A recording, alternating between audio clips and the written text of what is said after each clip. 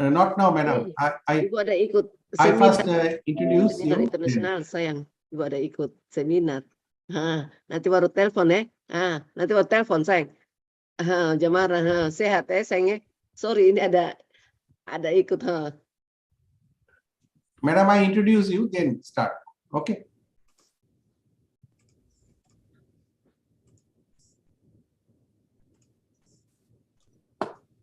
Good afternoon to all of you, and welcome back to post-lunch session. And with us, our guest speaker, Dr. Fabina and Dr. Sheikh, both around, Sheikh and Prof. Fabina from Italy. And we have our chairman, Dr. Ashita and Dr. Tahira.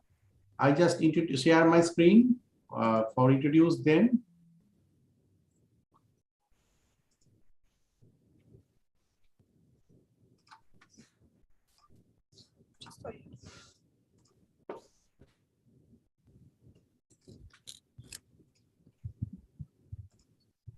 Is my screen is visible?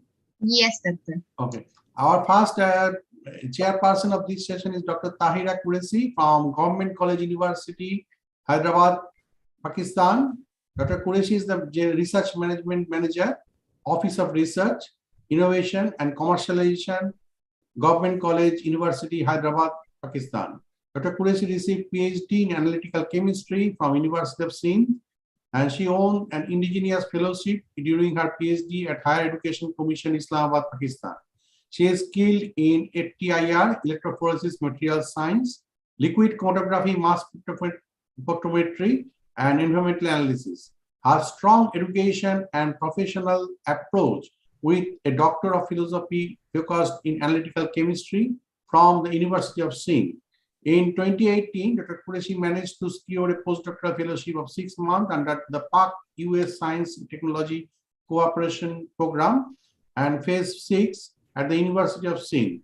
She also secured a postdoctoral fellowship funded by TUBI TAC at Chemistry Department, Hacettepe University, Ankara, Turkey in 2019. We welcome Dr. Tahira, and we have our other chairperson, Dr. Ashita Ilongi. She is Associate Professor, Faculty of Science, Lincoln University College, and currently Head of Biotechnology Department of Lincoln University College. She obtained the PhD in Bioscience from University of Technology, Malaysia. She received Biotechnology Honors from University Tunku Abdul Rahman, Malaysia. Her research interests include cancer, gene therapy, computational biology, natural products, and medicinal plants. She is a member of Royal Society of Biology, UK. She is Assistant Executive Editor of International Journal of Advancement in Life Science Research. She actively involved in research and publications and published several articles in different index journals. She is Associate Editor of Obesity and Its Impact on Health book, Binge and Nature. She has received award of Young Researcher in Biotechnology at International Healthcare Awards 2018 in Chennai, India. Thank you, both the chairperson, and I also want to share the screen. And Dr. Ashita, you please introduce our today's speaker, Dr. Fabina. Okay, thank you, Doctor. Thank you, Prof. Sandeep. So I'm firstly I welcome Dr. Fabina to International Conference on Sustainable Material Science, Technology, and Engineering. Dr. Fabina Aruni is Associate Professor at Department of Chemical Science and Technologies, University of Rome. So Vergata, CEO of startup Sense for Med DG at ISO 11 Certified Laboratory, LabCap, University of Rome. To Vergata, an editor of Green Analytical Chemistry Journal, Elsevier, Associate Editor of Microchemical Journal, Elsevier Specialties, Chief Editor Macro and Nano Sensor, Francia in Sensor, and Coordinator of Italian Sensor Group, Italian Chemical Society from 2019 until 2021. Her research activity deals with the development of miniaturized electrochemical devices, mainly using the screen-printed electrodes modified with the nanomaterials and paper-based analytical tools applied in environmental, biomedical, and defense sectors, with over 120 articles published in peer-reviewed journals. Her highest index is 46 in Scopus source, and she holding more than 5 patents, coordinators of several national and international projects. Her name also is present in a PLOS Biology, which is listed at the top 2% most cited researcher in the world. So I welcome Dr. Fabrina.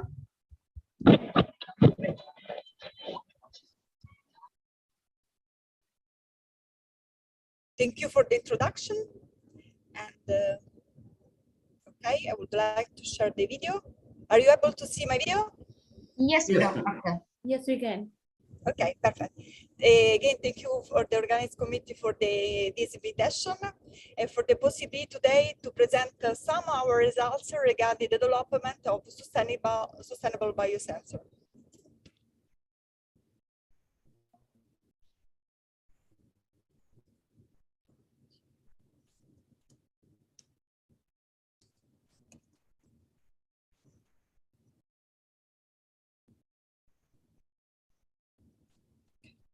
So in this presentation, I will start with a brief description regarding our university, and after I move toward the description regarding our results regarding paper-based sensor. So this is our university, and here I report, for example,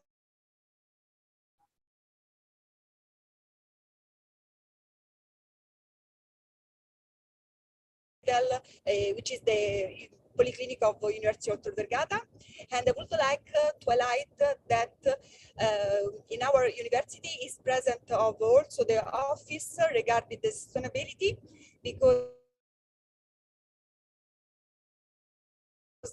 one of the main topic of our university is sustainability. Indeed, for example, some years ago, it was established also an open call for a sustainable project. And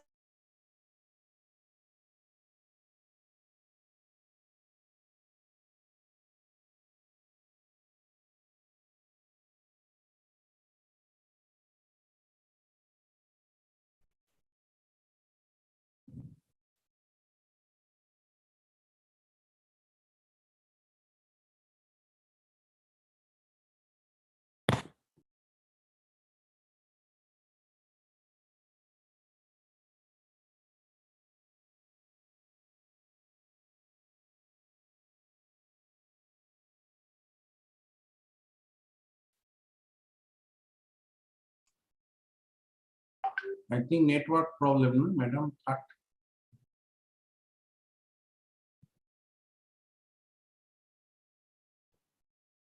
I think signal must be dropped. Signal drops, the cut line. I think we shall wait.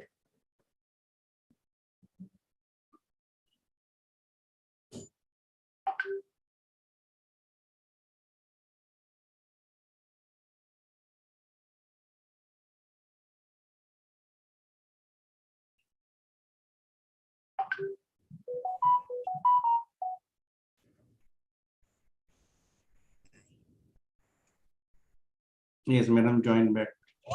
okay, now. Yes, now. Sorry. Yeah. Okay. I try again. Okay. Yes, madam. Sorry. Yeah.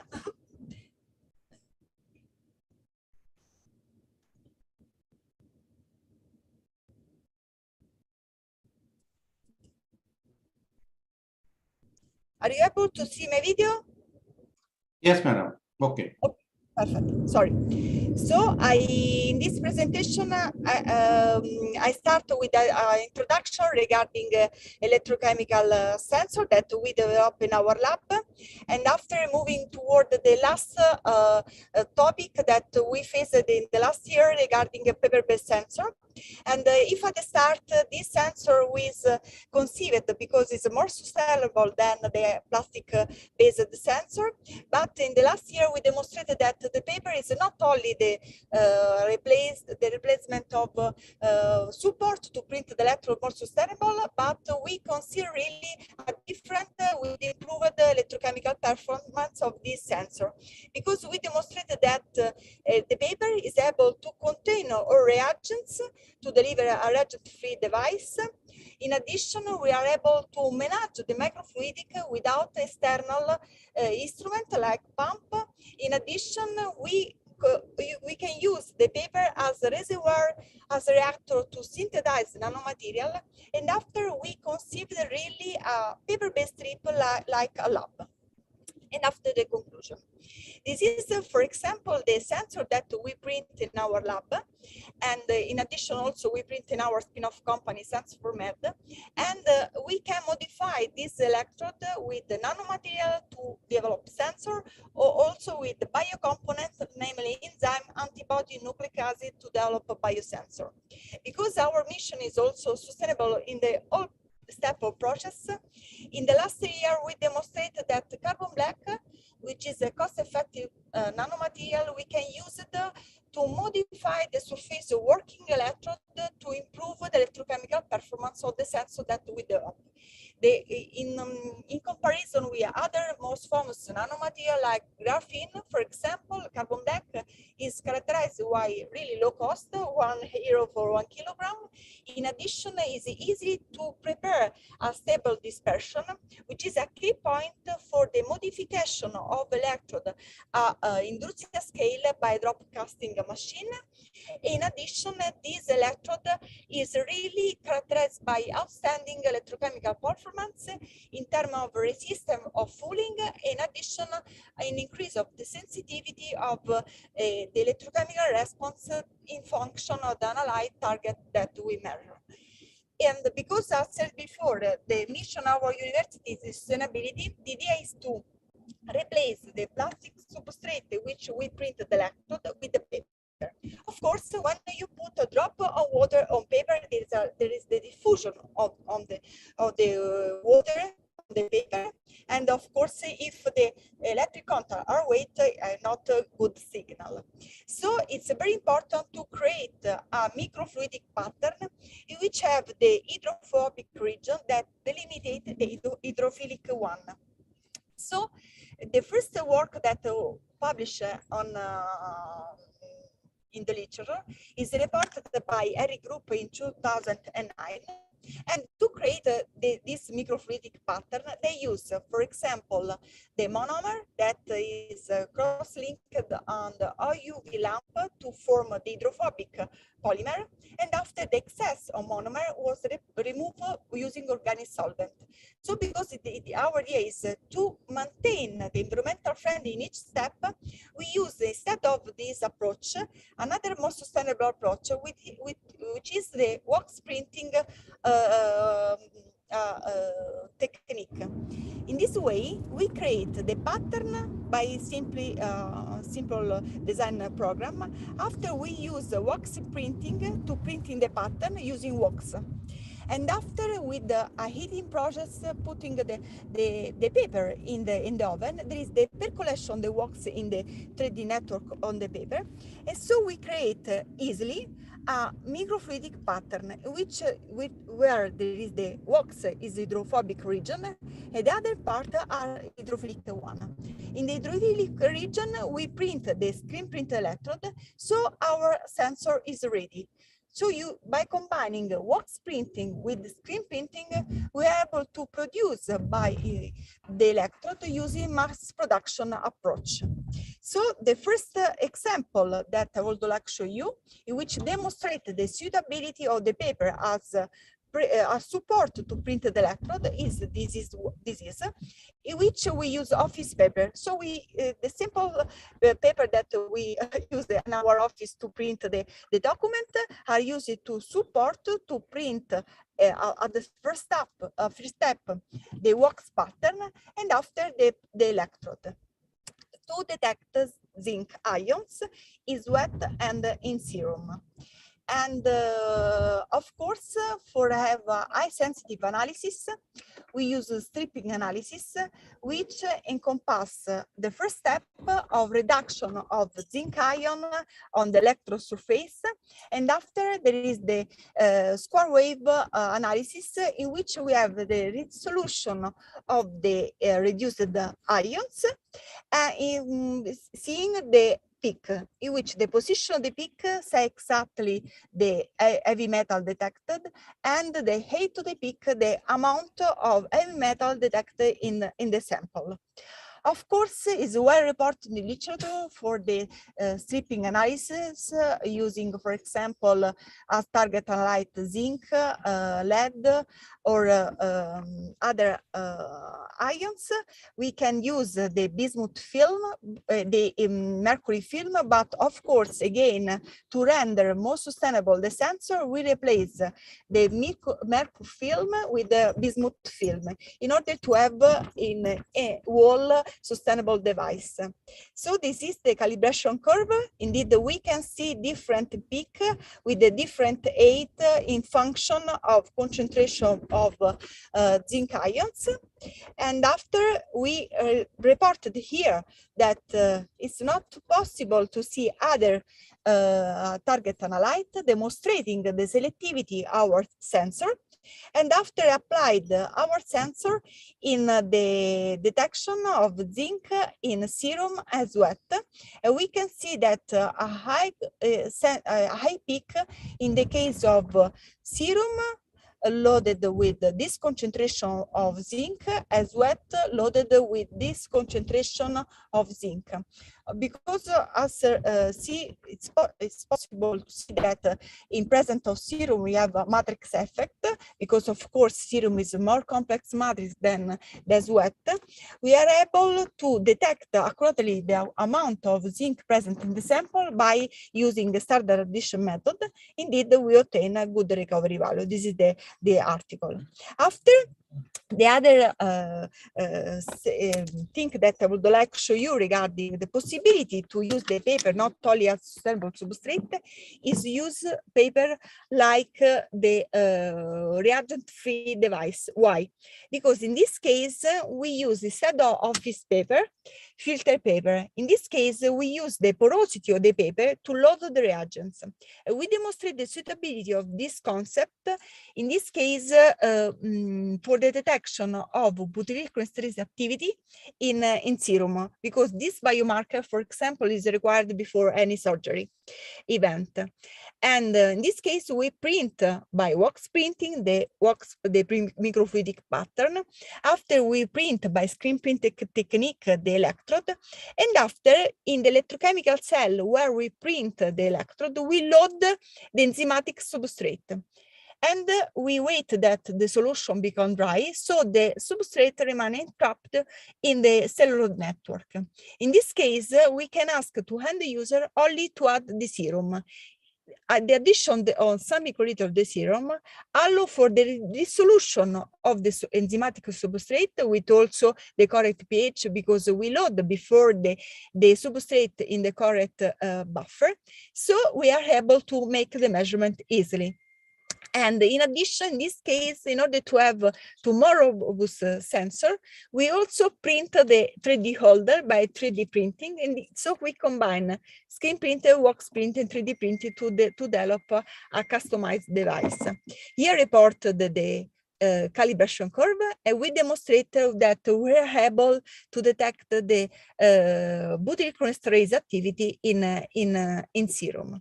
This is the article. So, in addition, another point in which we demonstrate the versatility of the paper as material is to demonstrate the capability to paper to make the microfluid without any external pump. Why? Because we can exploit the capillarity of the paper to manage the flow. In this case, we demonstrated the suitability of this concept for the detection of pH in sweat. This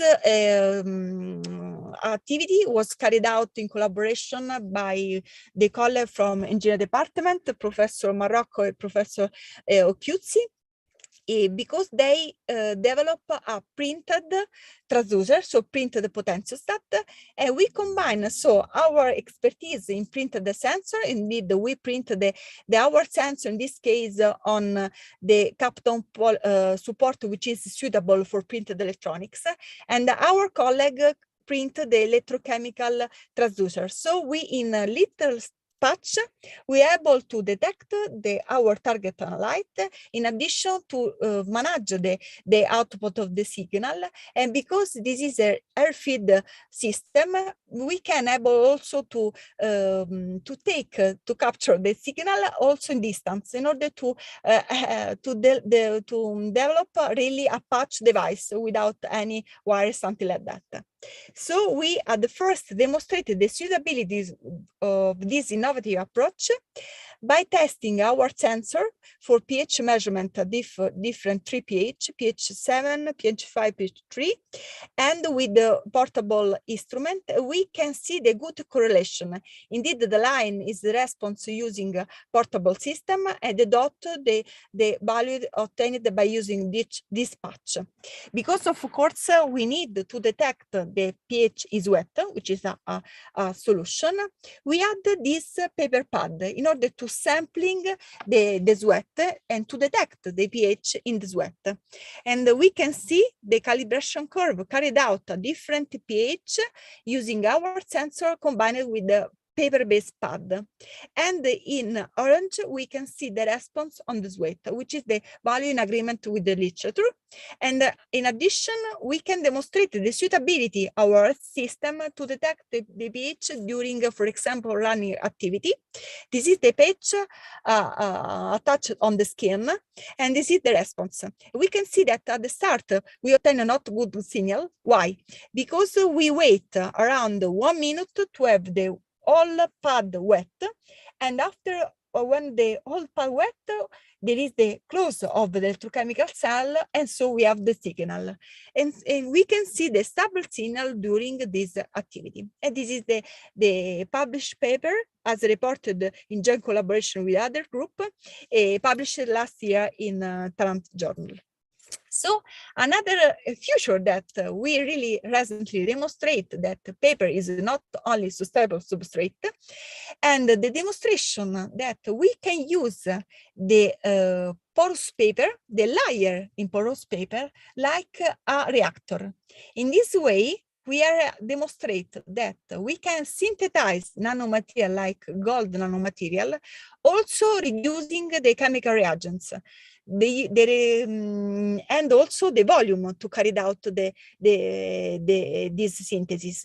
So we need that the paper is not only sustainable substrate to print the electrode, but also we can use as a reactor for the reaction, for the synthesis of gold nanoparticle by using really low amount of reagent, and also by avoiding the use of a chemical that is usually employed for usually chemical synthesis.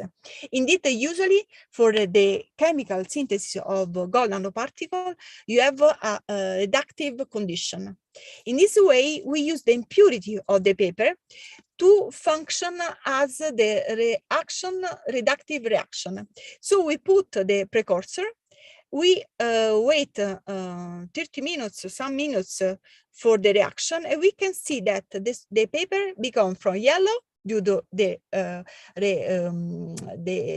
precursor to gold. Gold means that the formation of gold nanoparticle in paper. After, so we can able to produce gold paper, pink with the pink color due to the presence of gold nanoparticle on paper, and after use this gold paper to print the electrode. So we have ready-to-use sensor.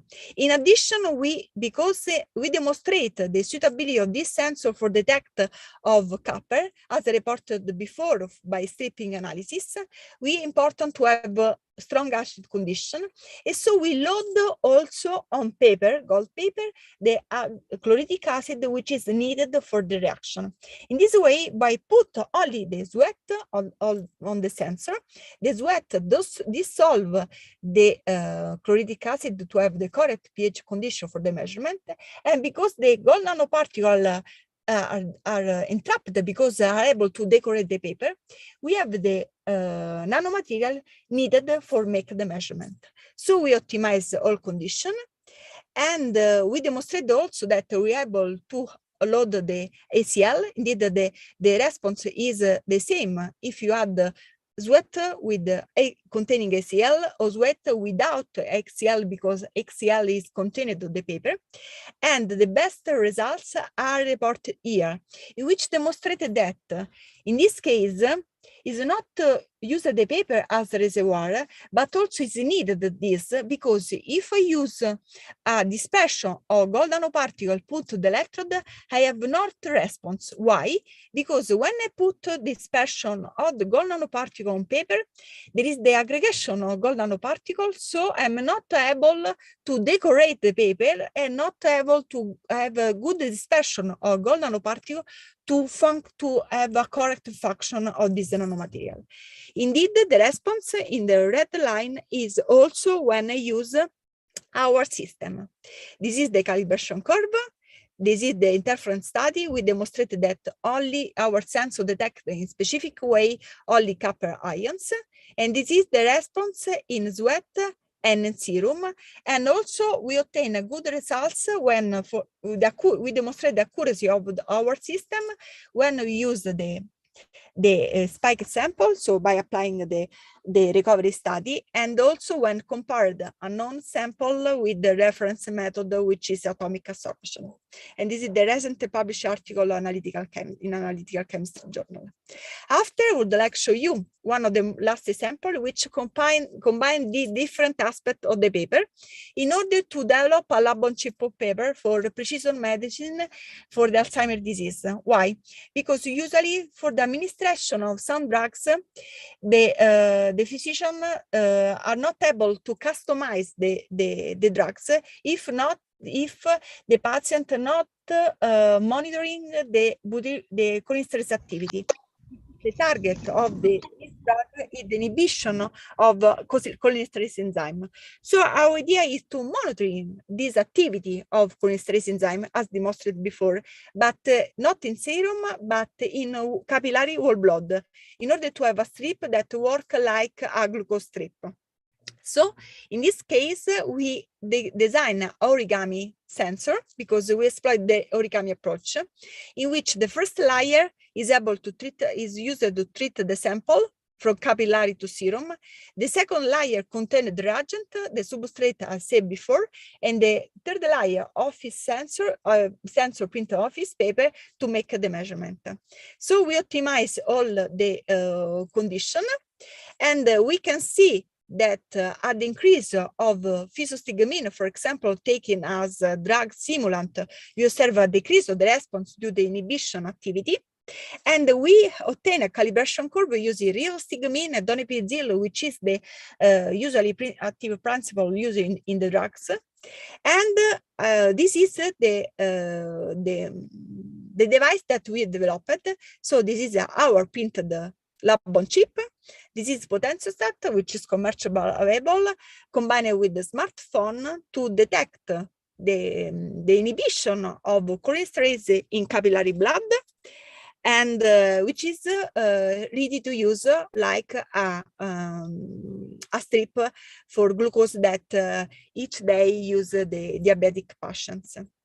This is our article, and just a few minutes to conclude our presentation to demonstrate, to show our recent results regarding with the topic again with the precision medicine, in this case for oncology patients, because our colleague from the Gemelli department highlights that for the the cure that they used, it's important to detect hemochrome and some electrolyte. So we started to develop a lab on chip for the electrolyte measurement, starting, for example, with the sodium detection, using electron modify with the carbon black.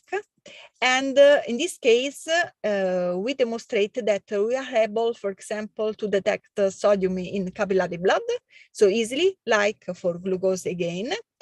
And after I will show you really 2 words regarding the possibility to use this paper also for the analyte detection in aerosol, because usually we started to apply our sensor for chemical warfare agents and biological warfare agents. And it's important in this case to not only detect the liquid compound, but also aerosol. And in our old work, we demonstrated that if you use plastic printed sensor, we need to have the sampling system, which include a microfan that make the air in solution, so difficult to develop by mass production.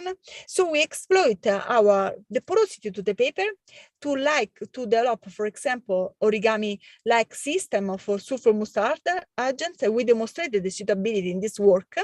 In addition, we develop a flower-like system for precision agriculture to detect the pesticide in aerosol phase.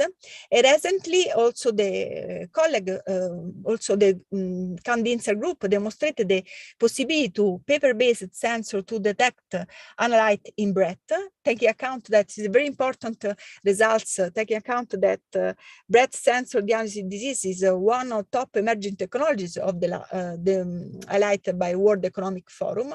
So now we are working to combine our expertise in the detection of SARS-CoV-2 in saliva, develop a sensor for the COVID-19 for SARS-CoV-2 in saliva, and this is our preliminary and published results. So I demonstrated the different capability of the paper in the use in different contexts, and would like all the funding that it's possible to carry out the research, all the people that work with you, different collaboration, and all of you for the kind attention.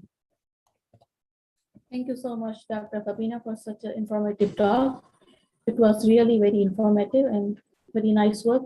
I have just an inquiry, not a question, but inquiry, that whether you have used multi-elemental gold nano, means not only gold nanoparticles, but the other particles, or are you trying to approach also the green nanoparticles, like people are now synthesizing, as your work is already very green, I must say, paper-based sensors, but are you trying to use the biosynthesized nanoparticles or materials like this in your work?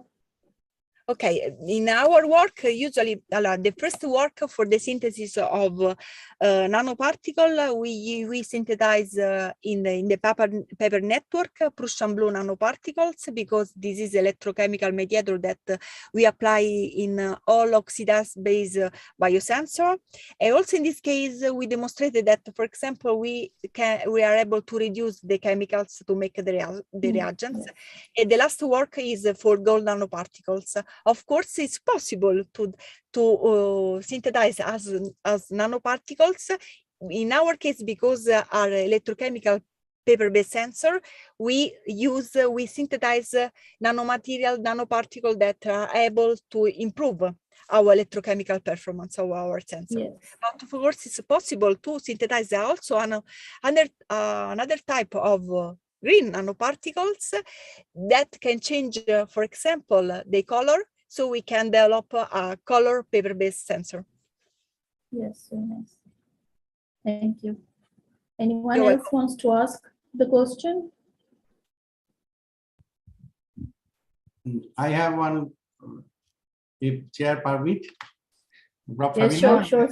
This one, you make paper-based sensor for sweat analysis, but if suppose how long means we cannot keep long time the papers, because it will get wet, and then so we have to keep the time also, I think. Okay, if I understand the question well, in this case, for the paper-based, we can use the sweat sample to we sampling the sweat put on the paper-based sensor. But of course, the best way is to conceive the paper-based sensor for as wearable device to add the patch on paper and to have a continuous monitoring. In this case, we demonstrated this capability for pH, but of course, using this microfluidic, we can sampling all sweat and have the medium of the biomarker that we detect a concentration.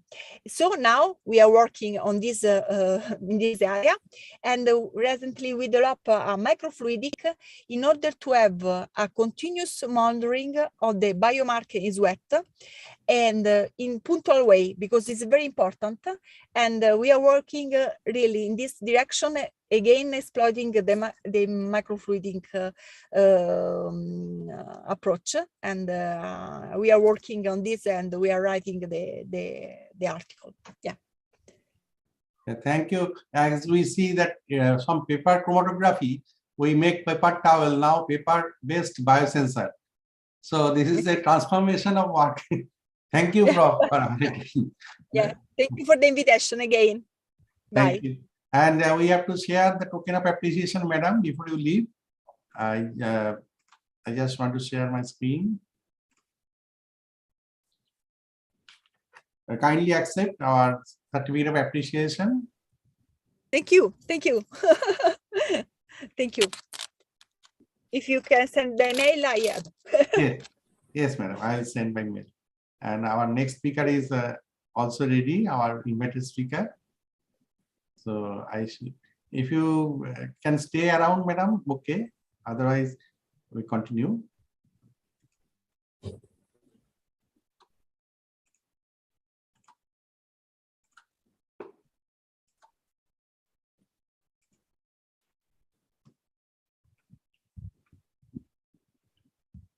Our next speaker, Dr. Ashita, please. Okay. I would like to welcome Dr. Sheikh to international conference, SD in MST Engineering. Okay, so Dr. Sheikh is a associate professor who is completed his bachelor in petroleum chemistry at University of Putra, Malaysia, and continue there to obtain his master in science, natural product, and chemistry under the supervision of Professor Dr. Guidelin E. Cheng Lin, investigating compounds in Gazina magostana and Nizua coronary plants and its antimicrobial studies. He also awarded his PhD in nanochemistry, nanoclay chemistry from University Technology Mara, Malaysia in 2005. His research involves synthesis, characterization, and controlled release formulation between layered double hydroxide intercalated with herbicide and pesticides and drugs. He was also received many awards such as the Best Researcher Award, Academic Leadership Award, Journal Article Publication Award, and Most Promising Academician Award for and Most Prolific Writer Award in University Academic Award in UiTM Negeri Sembilan branch. Up to date, he has almost 100 publications, including books, journals, and chapter in books. So we very glad to give your speech. Thank you, Doctor.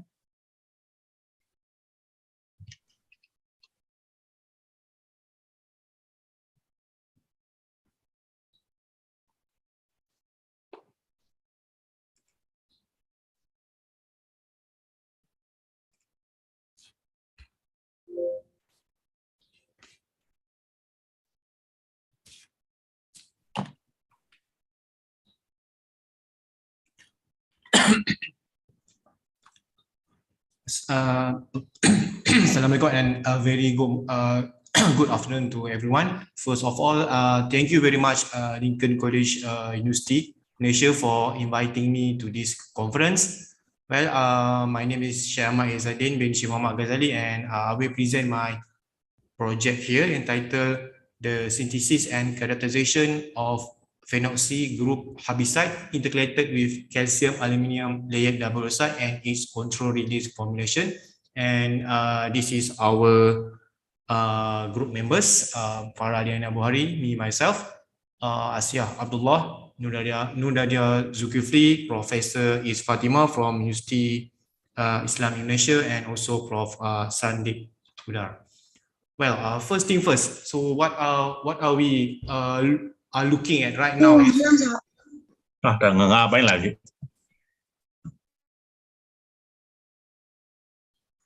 Hello. No, okay, maybe. Yes, Prof. Doctor, you can continue. Maybe Okay. wrongly. Okay, all right. So first thing first, what are we looking at right now is the farmers who are watering his plants, as well as we all know that living things need three things such as sunlight, water, and also nutrients and space to survive and stay alive. However, these plants are not the only things that are competing for those basic needs. So they also have uninvited guests, which is the weeds to feed on those resources. So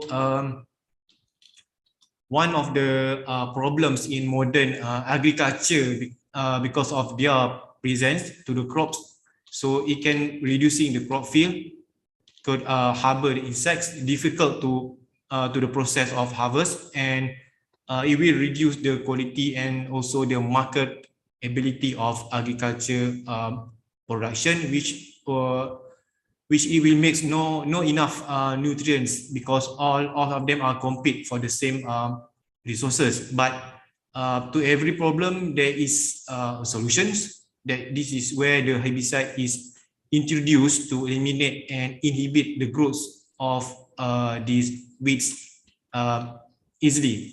So if we could increase the number of herbicide, then we could increase the number of weed species. Well, so this is the just an illustration of farmer that's spraying herbicide to protect his crops from unwanted species. However, the real problem started to arise when the herbicide are used in a controlled manner.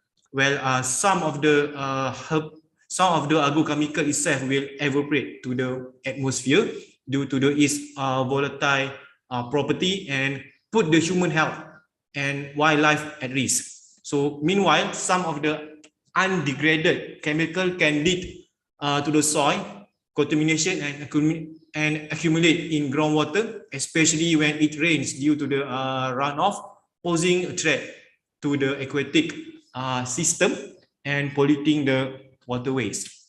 Then, so from the literature review, what makes a good herbicide? There are four things. Okay. So number one is effective at low doses. It must low cost manufacture, user friendly, so that the farmer can use the herbicide easily, and also the last one is safer to the environment. Now, before we are going deeper on the herbicide, I must explain first about the host or the material that named layered double hydroxide, or known as LDH. Now, what is LDH actually? So, in the simple way, layered double hydroxide can be assumed as a kuih lapis in Malaysia, or a layer cake. All right. So it has a layered structure. You can see from this structure, it has red and also blue color. So just like the LDH, but in a scientific way, LDH is actually it is a 2D, two-dimensional anionic clay that consists of positively charged hydroxide surface layer. So you can see from my slide. This is the brucite-like sheet. It made from a metal, which it could be M2 plus or M3 plus. M represent the metal. It could be calcium. It could be zinc. And for M3 plus, it could be any metal that have 3 plus charge. For example, aluminium. And then at the interlayer of this layered double hydroxide, we do have some water molecules, and the anion, this anion could be nitrate or our herbicides. Okay, and like I said, or like I mentioned before, this M2 plus, this is the chemical formula for LDH, M2 plus, and also this is our anion. This anion could be anything. It could be herbicide, pesticide. It could be DNA. It could be drugs as well. And the hydrogen bonded water molecules may also occupy the remaining free space between layers, as I mentioned before. This in the middle of this brucite like sheet, we do have water.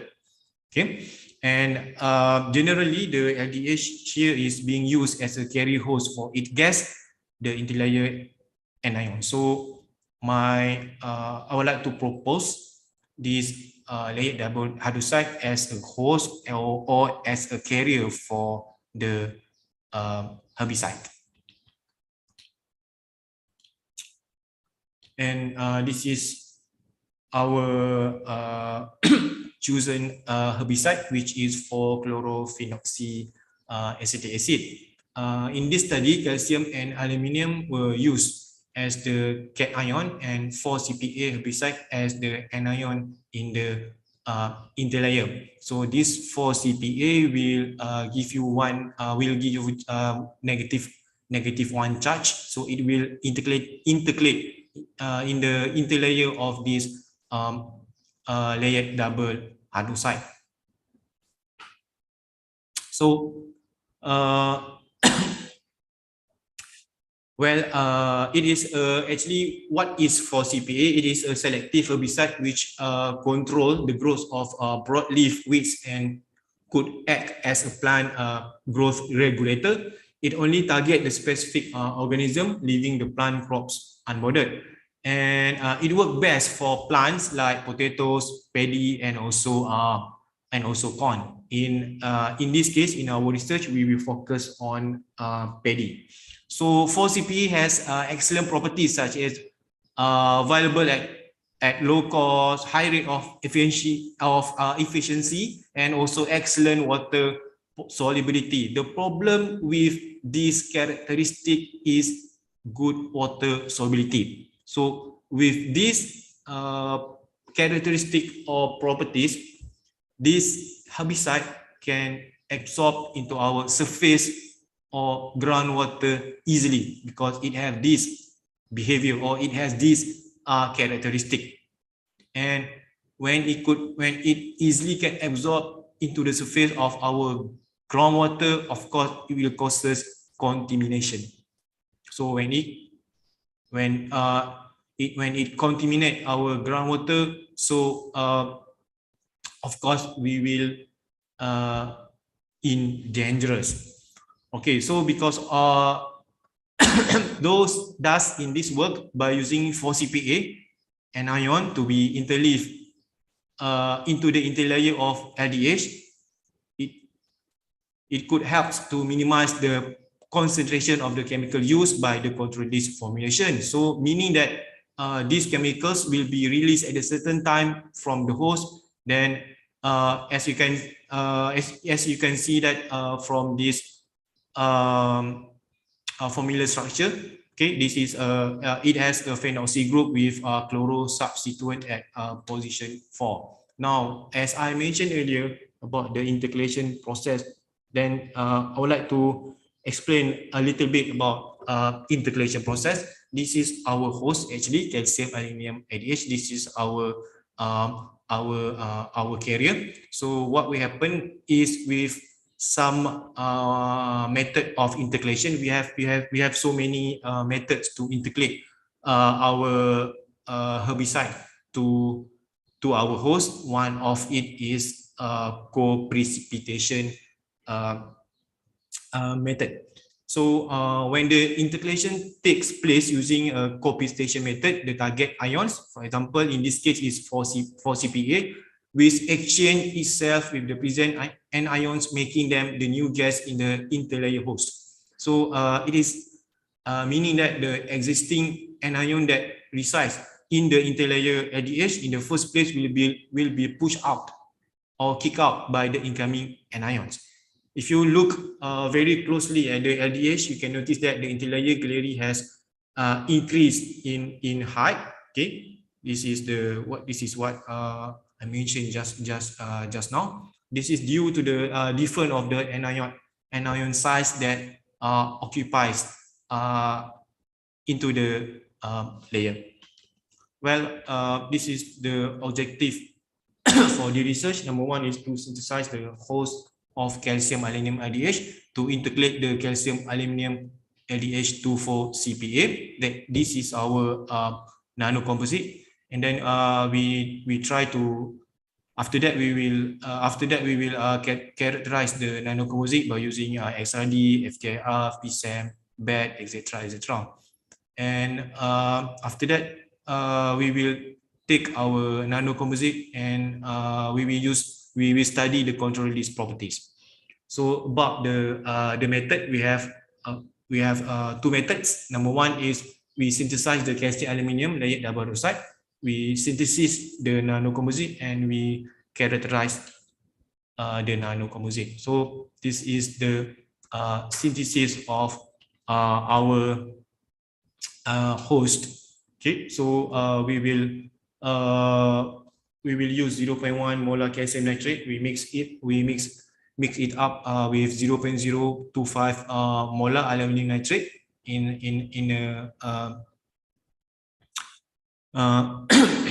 a cone cylinder, and then we will put sodium hydroxide until the pH 13 by using nitrogen gas. We are using nitrogen gas because we don't want the carbon dioxide from the air to interfere with our result. We aging for almost 70 degrees Celsius for 18 hours. We centrifuge for 25 minutes in 300 RPM. We execute the drying process for almost 80 degrees Celsius for 72 hours. Keep it in a vial for characterization. Now,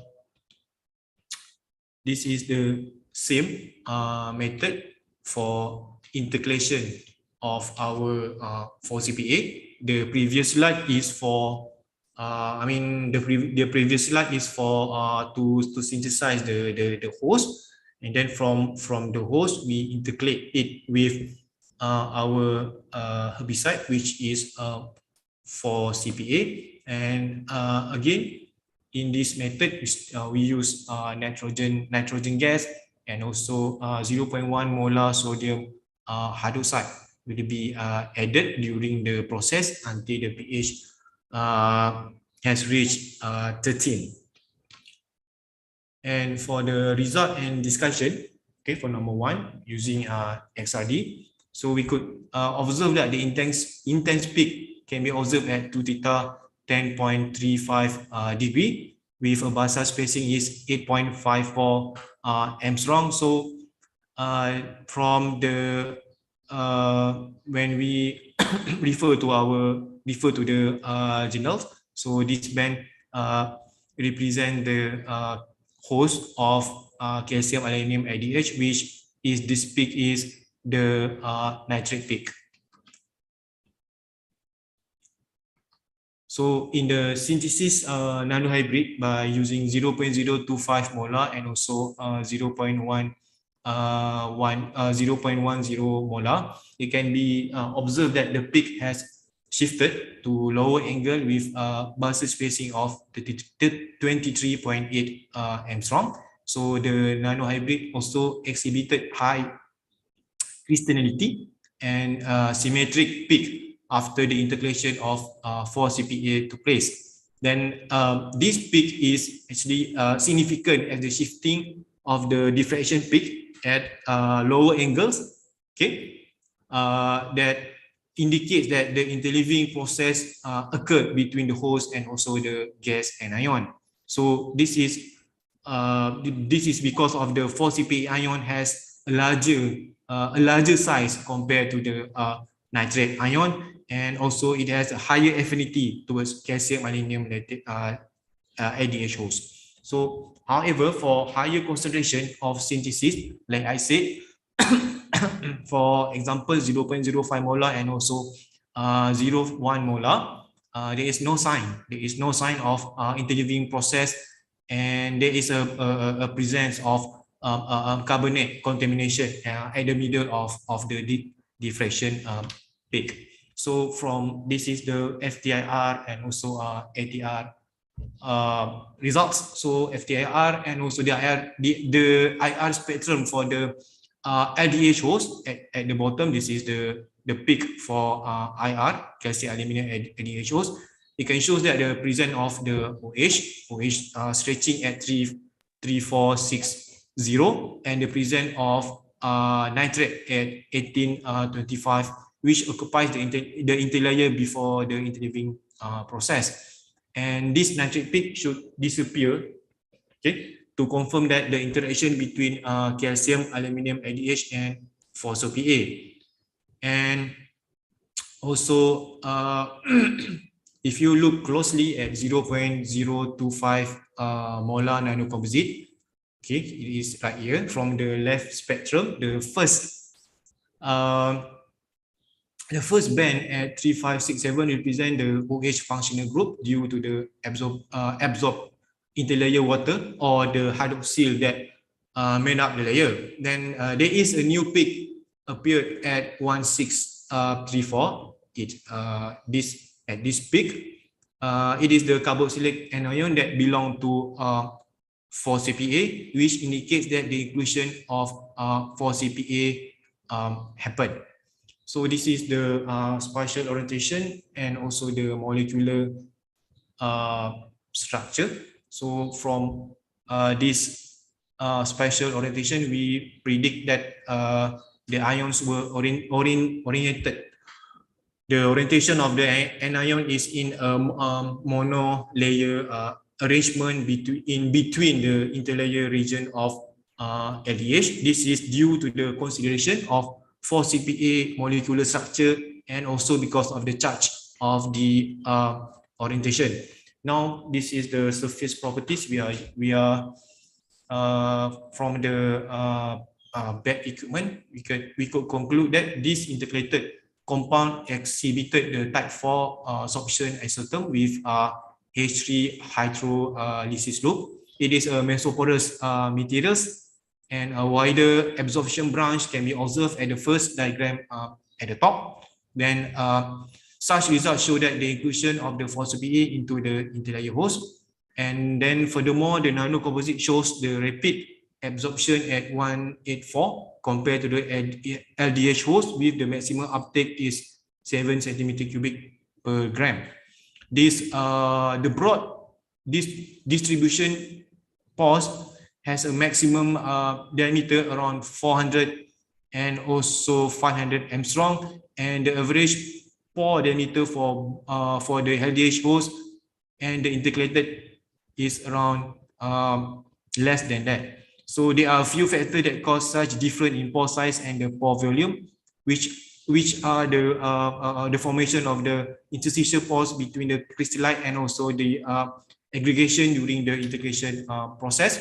And then this is the surface morphology for ADH.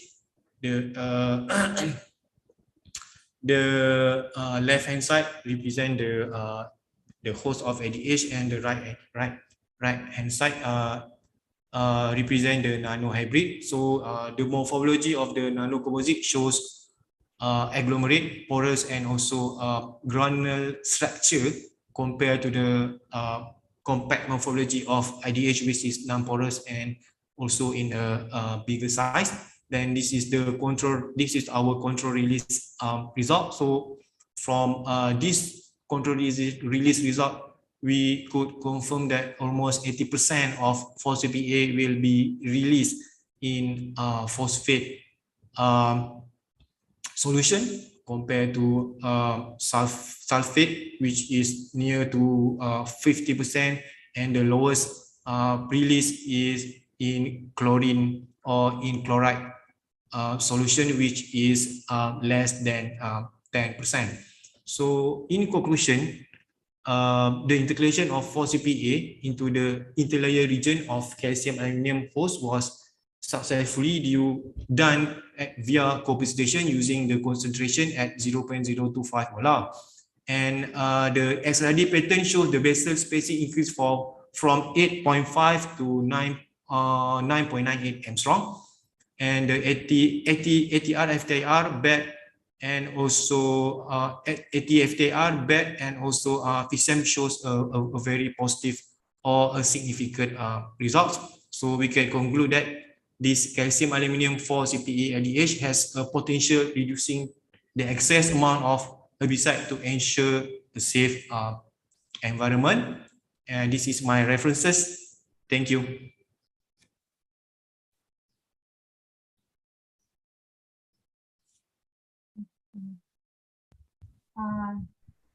Thank you, Prof. Yeah. So any question from the participant? It's a very good presentation, Prof. It's very beneficial. Thank you very much.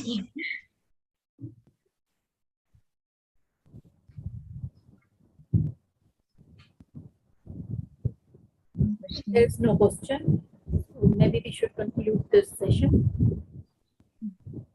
Nobody any question, Dr. Tahira? I think. I think in a chat box, I think on that.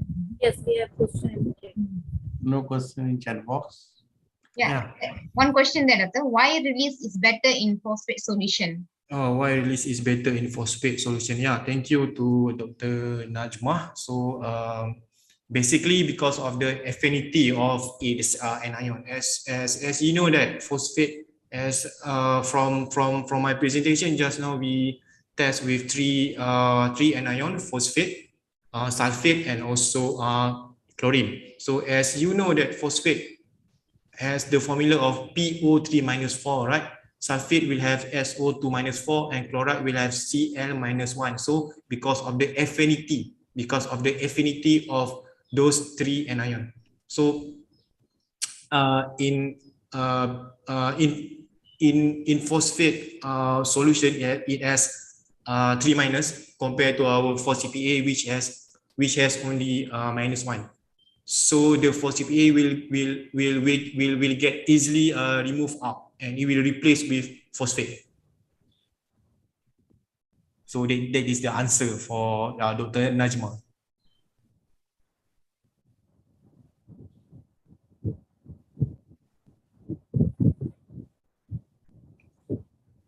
She's asking again that is this the exchange phenomenon? Oh, is this in exchange phenomena? Yeah, that's why that's why I said that we have choose paddy field in this research, because you know, in paddy field we need water, we need a lot of water to grow the paddy. So this is applicable for that. Satisfied with your answer.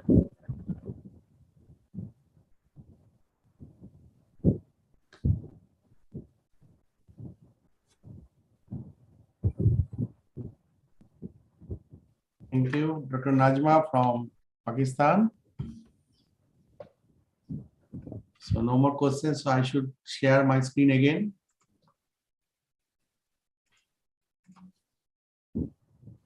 A token of appreciation to Dr. Sheikh Ahmed Ijauddin.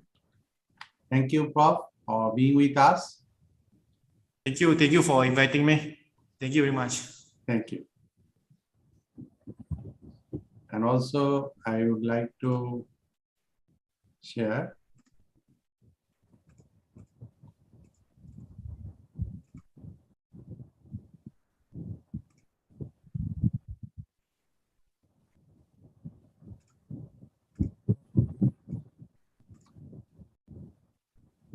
to our chairman, Dr. Tahira. Thank you for being with us. And of course, Dr. Ashita, Thank you, Doctor. thank you for being chairing with the session. And we will move to the next session now. Thank you. Thank you. And next session is the open paper session and will be chaired by, I just shared.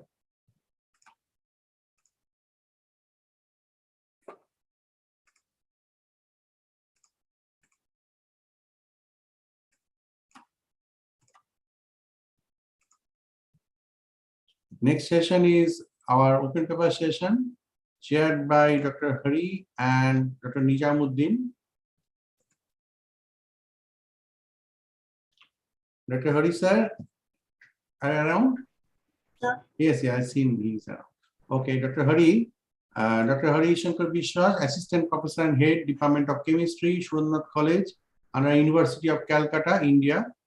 Dr. Hari Shankar Vishwas has completed his PhD in Material Science from Shah Institute of Nuclear Physics, University of Calcutta, India. Presently, he is the Professor and Assistant Professor and Head, Department of Chemistry. His research interest is in interdisciplinary research involving the design and synthesis of nanoscale functional materials, elucidation of the fundamental magnetic, electronic, optical, and other physical properties of these materials, and development of processes that lead to multifunctional objects for specific applications. He is the author many renowned books and published more than, I think it is 13 papers in international journals, and maybe now more, because I know personally that already 5 papers published recently. So thank you, Dr. Hari, to being with us as a chairman. And we have with us Dr. Muhammad Nijamuddin Inamdar. He is currently head Department of Mechanical Engineering, Faculty of Engineering on Built Environment, Lincoln University College, Malaysia. He has done PhD in Mechanical Engineering from Lincoln University itself. And his research interest in materials, energy, and thermofluids. He has got 14 plus years teaching experience, and also actively involved in research activities, published several articles in national and international journals of repute. Thank you, both the speakers, both the chairmen, and I welcome both of you to handle the open paper session. Thank you, sir. Thank you. And I just mentioned that a few of the papers have been presented before lunch session. And so there is less paper as per list. First one is from Sri Lanka. As there is network problem, he has sent it the recorded video. So if you permit, I will play that now. Yes, sir. Thank you. Yes.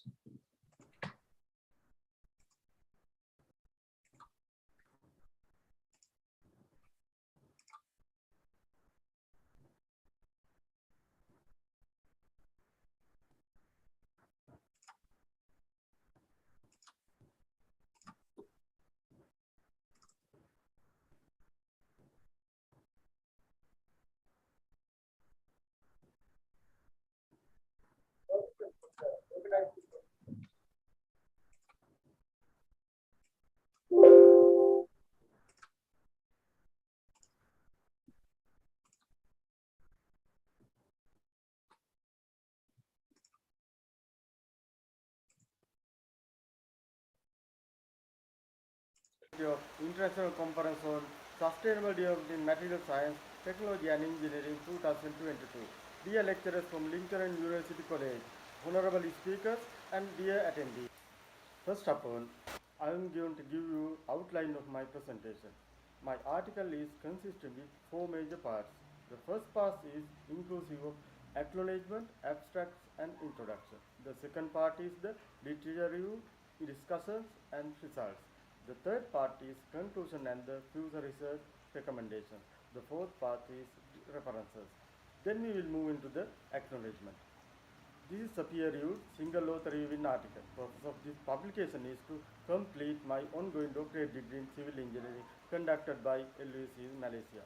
This article behind it would not have been possible without the reference article, researchers, necessary management of LUC approvals, excellent supports of the organizing committee of International Conference on Sustainable Development, Material Science, Technology and Engineering 2022. Now we move into the abstract.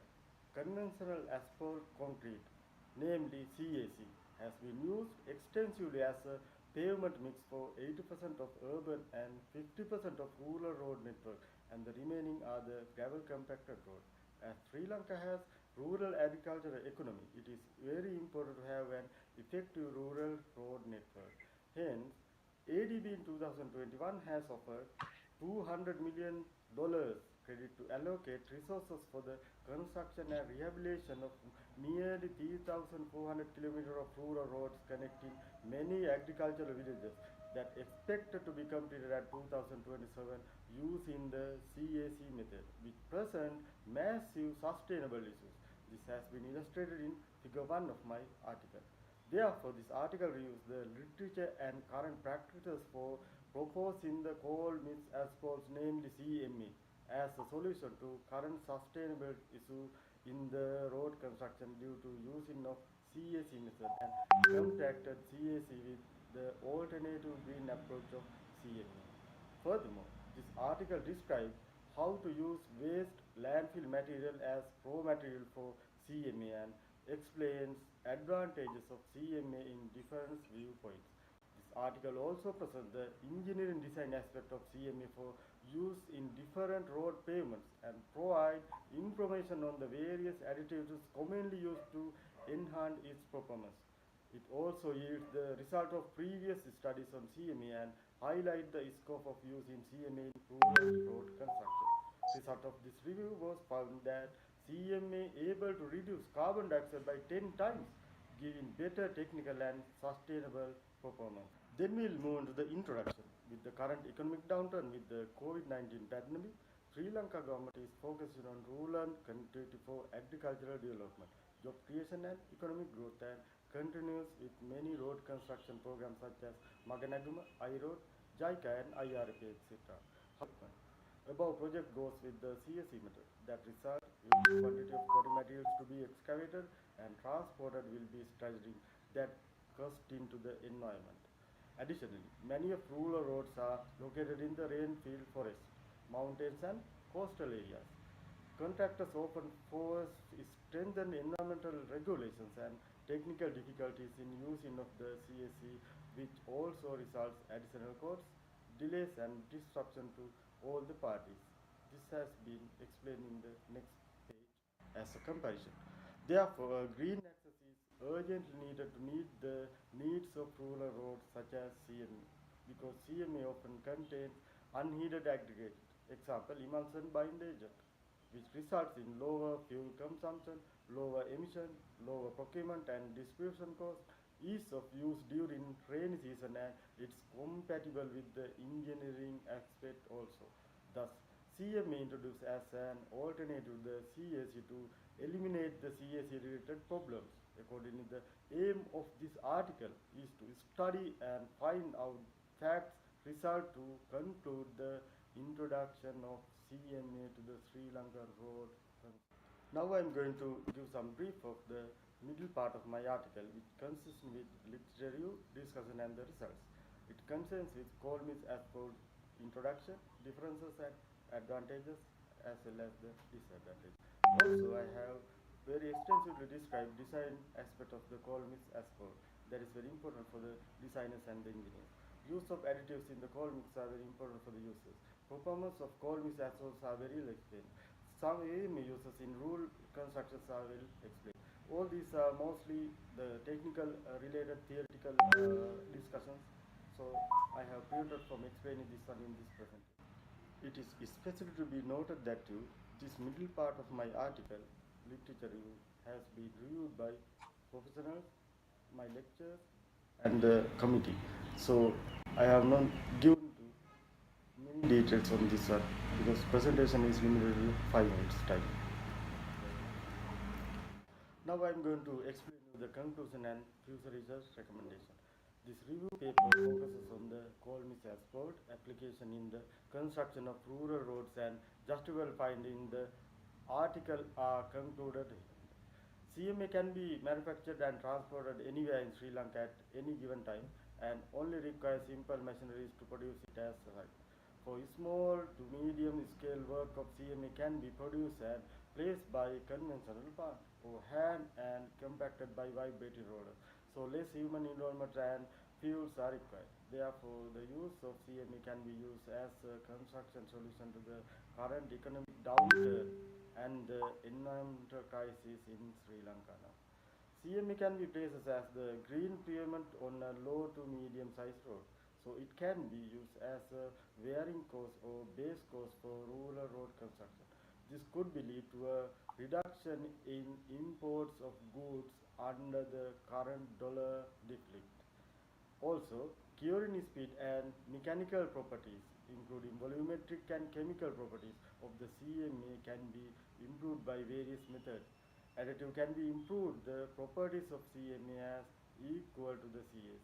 Large amount of waste in open waste yard in Sri Lanka can be used as a raw material source for this CMA. Therefore, a mechanical process should be devised to segregate, recycle, reuse the material obtained from the landfills for use for the construction of CMA on rural roads. Laboratory and field testing studies should be conducted to develop a better knowledge of CMA performance in rural road construction under the different climatic, geographical, traffic and axle road conditions. Now we will move into the final part of my article, which is the references. There are 25 numbers of articles and journals have been referred to this article. I can provide with them. Thank you very much for attending to this. Thank you. And there is some increase, volume is not increasing. Recording is less volume. So actually, it is not clear. yes, So, I think it is unable to. there is a big problem in Sri Lanka for some power cut and etc. So Yes, also. So thank you again for the inconvenience caused. And I think next speaker is Noor Khairun. Are you present, Miss Noor Khairun? Yes, sir. Okay.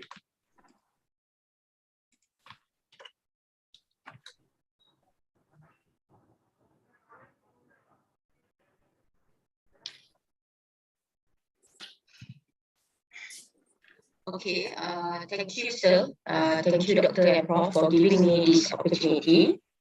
My name is Nur Khairul Sagi Ahmad, and today I will be presenting on my behalf of project, which is a facile strategy for formation of the cellulose nanosphere. For the introduction, as we all know, the establishment of polymer-based nano and micro have brought society to a new era and also open for many varieties of applications, many on carrier and delivery agent. So basically, carrier, we have several types of carrier. Carrier of drugs, carrier of enzyme, carrier of peptide, as well as carrier of agrochemical. Therefore, CNS, which is cellulose nanosphere, is one part of polymer-based nano that gives us. Is it echo? There is echo, madam. So many echo is there. Sorry? There is echo. Oh, there is echo. Sound echo coming. Sound is not clear. There's a two sound is there. Is it better now? Okay, carry on. Okay, so basically, I will continue. Okay, therefore, cellulose nanosphere is one of the polymer-based nano that give us remarkable advantages such as high specific surface area, excellent stability, abundance of hydroxyl group, as well as non-toxic. However, the current preparation method, which is advanced method, which are microfluidic, electrospray, as well as spray drying, considered as very sophisticated and complex. method, and it also required costly equipment as well as delicate preparation parameter. And on top of that, even though this method is categorized under advanced method, it also has the possibility to generate CNS with moderate physical properties of nano and microsphere. Therefore, in this project, we present a facile and control oil conventional emulsion method to assess the formation of CNS by varying simple several preparation parameters, which we focus on concentration of cellulose as well as ratio of WO, water to oil. So basically, the methodology that we use in research is controlled emulsion method, which is the starting material for cellulose is cotton linter, starting from concentration of 1% to 3%, and the ratio of water to oil is from 1.7 to 1.11. So the first result and discussion, which is the effect of polymer. The effect of polymer concentrations towards shape distribution and mean size of CNS. So from the figure, we can see that 1% polymer concentration, the CNS obtained from this concentration had imperfect spherical shape and obvious coalescent phenomena. While for the 2% and 3%, the CNS obtained from this concentration exhibit perfect spherical shape and no obvious occurrence of aggregation and coalescence. And in terms of the mean diameter increased across 1% to 3%. This is because at 3% polymer concentration, it has the highest viscosity of dispersing phase. Next discussion is effect of water to oil ratio on the shape distribution of CNS. So from the figure, we can see that all the CNS obtained from 1% polymer concentration with different ratio, which is from 1.7 to 1.11, all the CNS had imperfect spherical shape as well as obvious occurrences of agglomeration and coalescence. And for the 2%, the CNS obtained started to show sign of imperfect spherical shape structure and presence of coalescence only at a largest ratio, which is 1.11. And for the 3%, all the CNS successfully can maintain their perfect spherical shape structure and individual dispersed state. All right, the next discussion is the effect of WO ratio on the mean size of the CNS. So to conclude, when the ratio of WO increased from 1.7 to 1.11, the mean diameter of CNS at all concentration would be decreased. And for the surface charge of CNS, that can be said as a zeta potential as well, the CNS exhibited negative charges on the surface of CNS due to the presence of hydroxyl group. And other than that, the CNS also showed moderate negative charges in the range of negative 3.27 to negative 17.9 MV. So at the end of this research, the research presented a very simple and versatile conventional method, which is controlled emulsion method, also capable to produce CNS, which have comparable properties to the other advanced method. And on top of this, this research also have utilized cellulose material as starting material for produce cellulose nanosphere. So cellulose material, as we all know, the advantages is it's a biopolymer and biodegradable polymer as well. So this is the references that I use for this research. Thank you for me. That's all.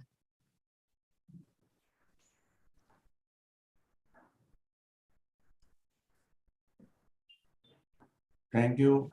Very nicely presented. Dr. Hari? Yes, sir.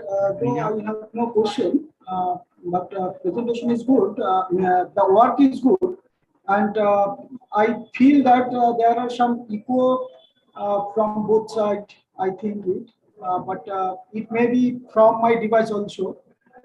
Okay. I don't know what was the problem. Otherwise, this presentation is good. Okay, thank you, sir. Thank you very much.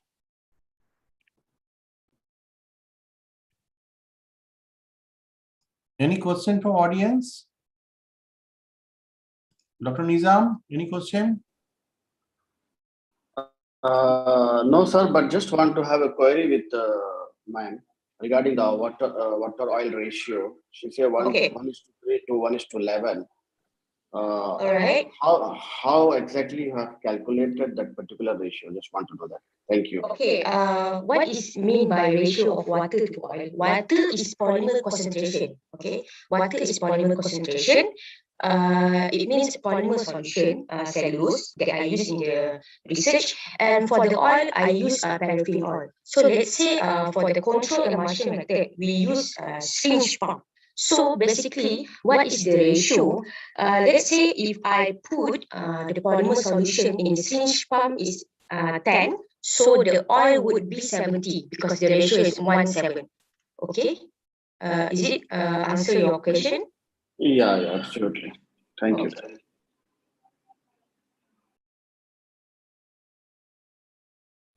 Thank you, sir. Very well presented. Thank you so much. Thank you, ma'am.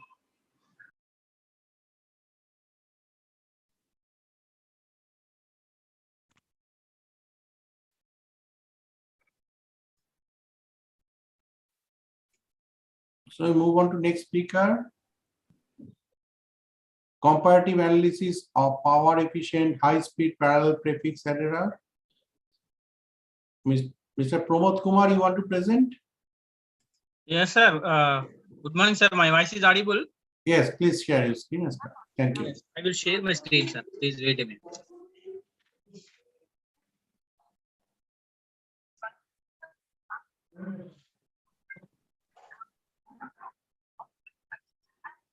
Sir, I think my screen is visible or not?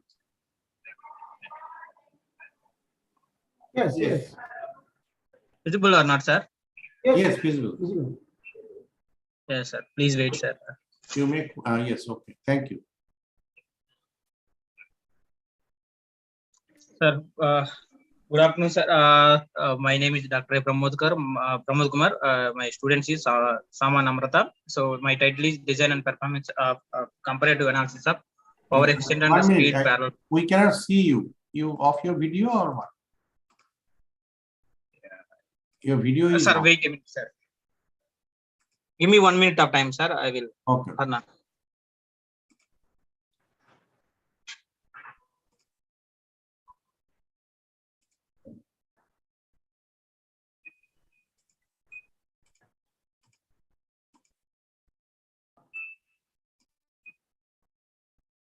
I think sir, I think my camera is something problem, sir. Okay. You start. Continue.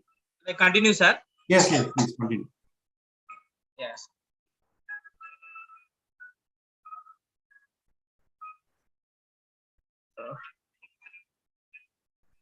Coming to the objectives, so agenda of these points: objective, motivation, introduction, literature part, existing of the proposed design, existing work, proposed design, implementation, conclusion, and references. So these the main mode of this work.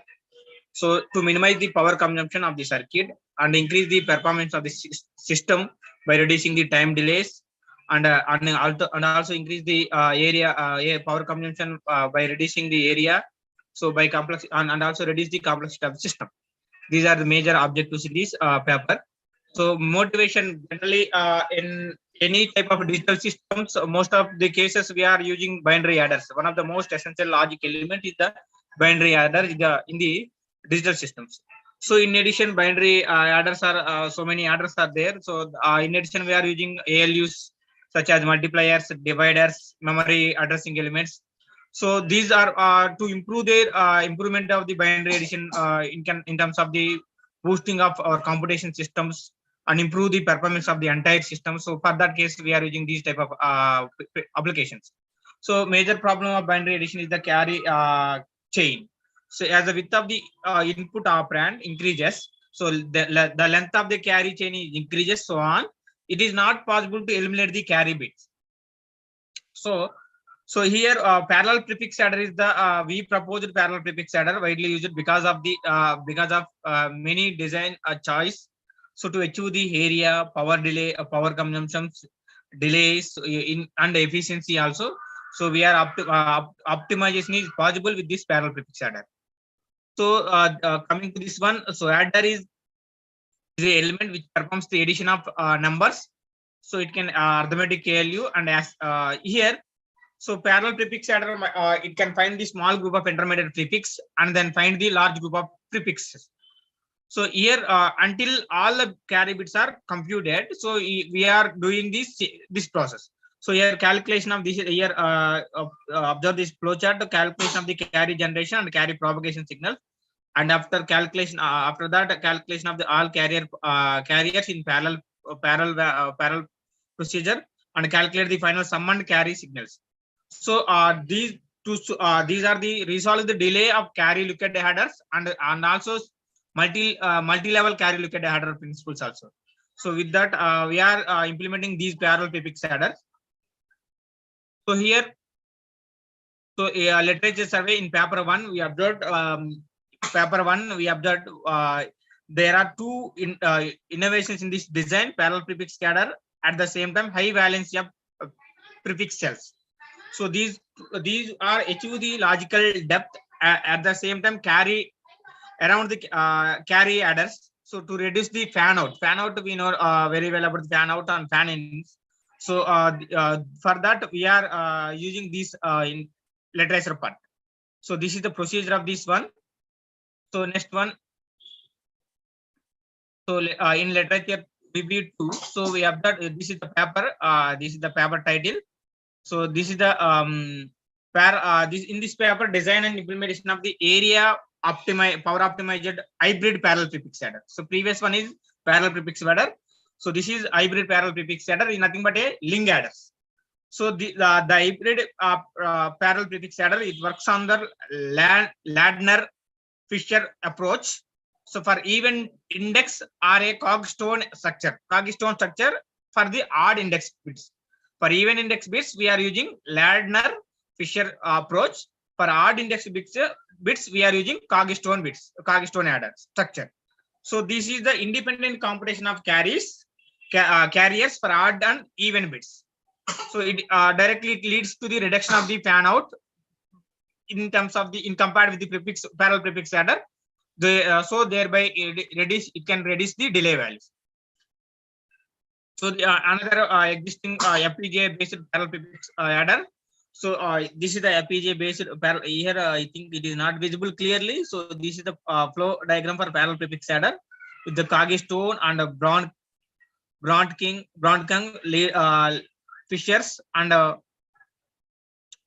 even bits novel Brondking thing. So here observe this one. So in this one, to enhance the performance of the VLSI design in terms of design optimization at the same time faster computations. So we are implementing Brondking non-speculator and speculator parallel prefix adders to improve the fast computation computation purpose.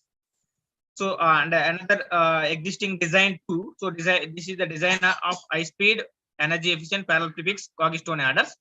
So this is the procedure for the cogstone adder. So here observe this one. So these are the we observe we taken A is 4 bits and B is 4 bits, and we are achieving the values procedure of this one. So A1, A0, B0, A1, B1, A2, B2, A3, B1. So this is the adder procedure. So here in this paper, so we observed this one to overcome the limitations of carry skip adders, to overcome the limitations of carry skip adder, so, and also faster efficient purpose. So parallel prefix adder also introduced in this design. So in this design, we observe cogstone adder. It is a 16 or 8 bit or 32 bit or 64 bit additional 64 bit design. So it can perform the three ways. So pre-processing principle and carry generation principle and post-processing principle. So see, this is the design implementation of parallel prefix adder with reduced power dissipation and also comparative analysis is observed with the different adders. So ripple first initially this is the ripple carry adder, and second one is carry leukoid adder, and carry skip adders. And the third one is fourth one is Kagi-Stone adder, and the final Brent-Kung adders.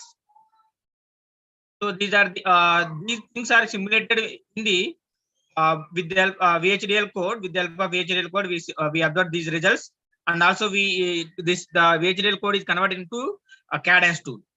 So RTL, this is the RTL design for ripple carry adder, and the simulation results for the ripple carry adder. So carry leukoid adder RTL design, and corresponding simulation results of carry leukoid adder. So similarly, carry skip adder RTL design and simulation results of carry skip adder. Final proposed Kagi-Stone adders and Brent-Kung adders. So RTL design, RTL diagram of Kagi-Stone adder and the simulation results of Kagi-Stone adder. So this is the Brent-Kung adder and simulation results of Brent-Kung adder. So with that, this comparative study, in this comparative study, we observed Brent-Kung and Kagi-Stone adders is better in fast computation purpose, and it can improve the speed of this system by reducing the delay. So so we can easily integrate in any type of application point. So this is our paper. So thank you, sir, for giving this opportunity. Sir, any question, please?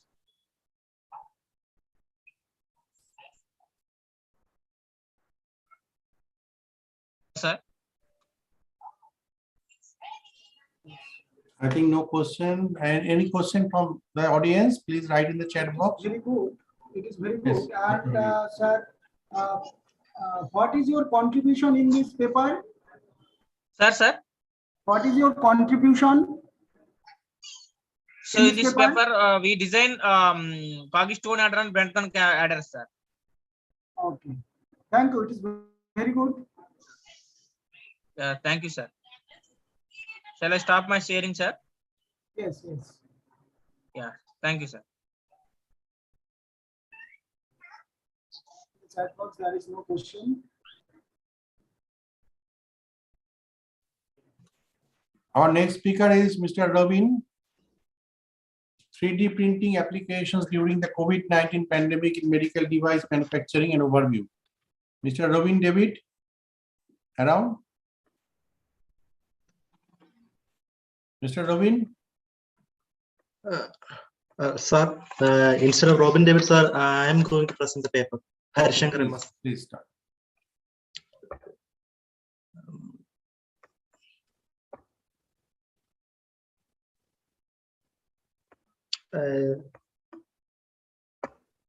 Sir, is the presentation visible, sir?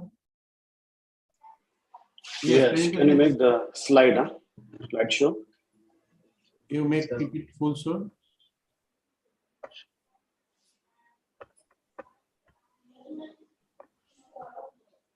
Yes. Is it okay now? Okay.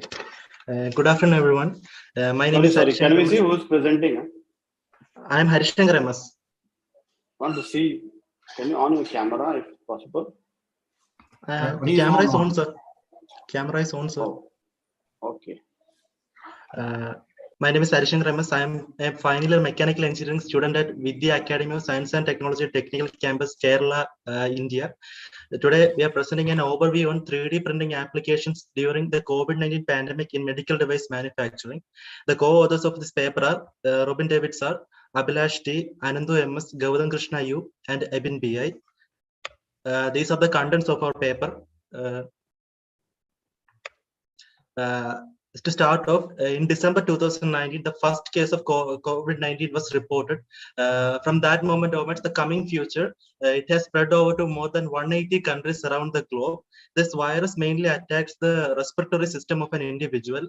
The sudden increase in the transmission of the virus, sudden increase in the transmission of the virus increase the demand for medical devices and personal protective equipment.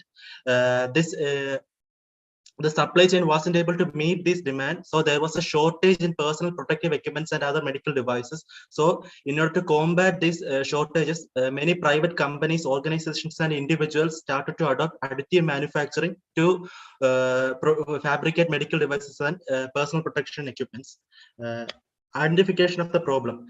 COVID-19 can spread from an infected individual to a susceptible individual through droplets, direct contact, and indirect contact. To avoid this, we should wear masks, face shields, safety goggles, gloves, etc. Therefore, we need to produce these equipments and devices in large scale. The main objectives of the study are to study the application of 3D printing during the COVID-19 pandemic device manufacturing, medical device manufacturing. Also, to collect the sources of many 3D printed products addressing their regulatory problems such as antimicrobial devices, masks manufacturing tools, isolation chambers and wards, field respirators, nasopharyngeal swabs, personal protective equipments, and others. And also to comprehensively list all the additive manufacturing technologies used for manufacturing of medical devices in a tabular form.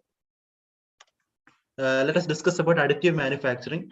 Additive manufacturing is an advanced fabrication method in which a three-dimensional object is fabricated by depositing materials in a thin successive layer. In this figure, we can see the main steps involved in additive manufacturing. The main steps are design, printer pre-processing, simulation, printing, post-processing, and the final part.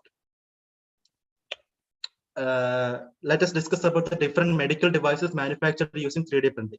The first one is antimicrobial devices. Antimicrobial devices are used to prevent direct contact with the microorganisms such as bacteria, etc., that causes infections and other harmful effects. In certain uses such as gloves and non-contact instruments, one of the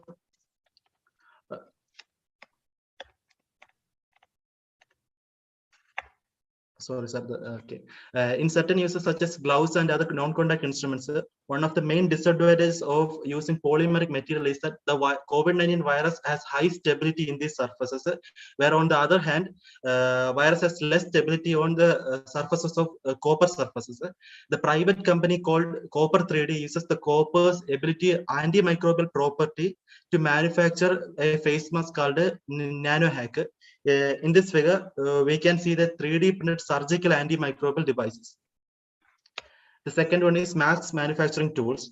The World Health Organization highly advised that highly populated countries to allow the use of face mask in paper with instructions on how to use the face mask during the pandemic.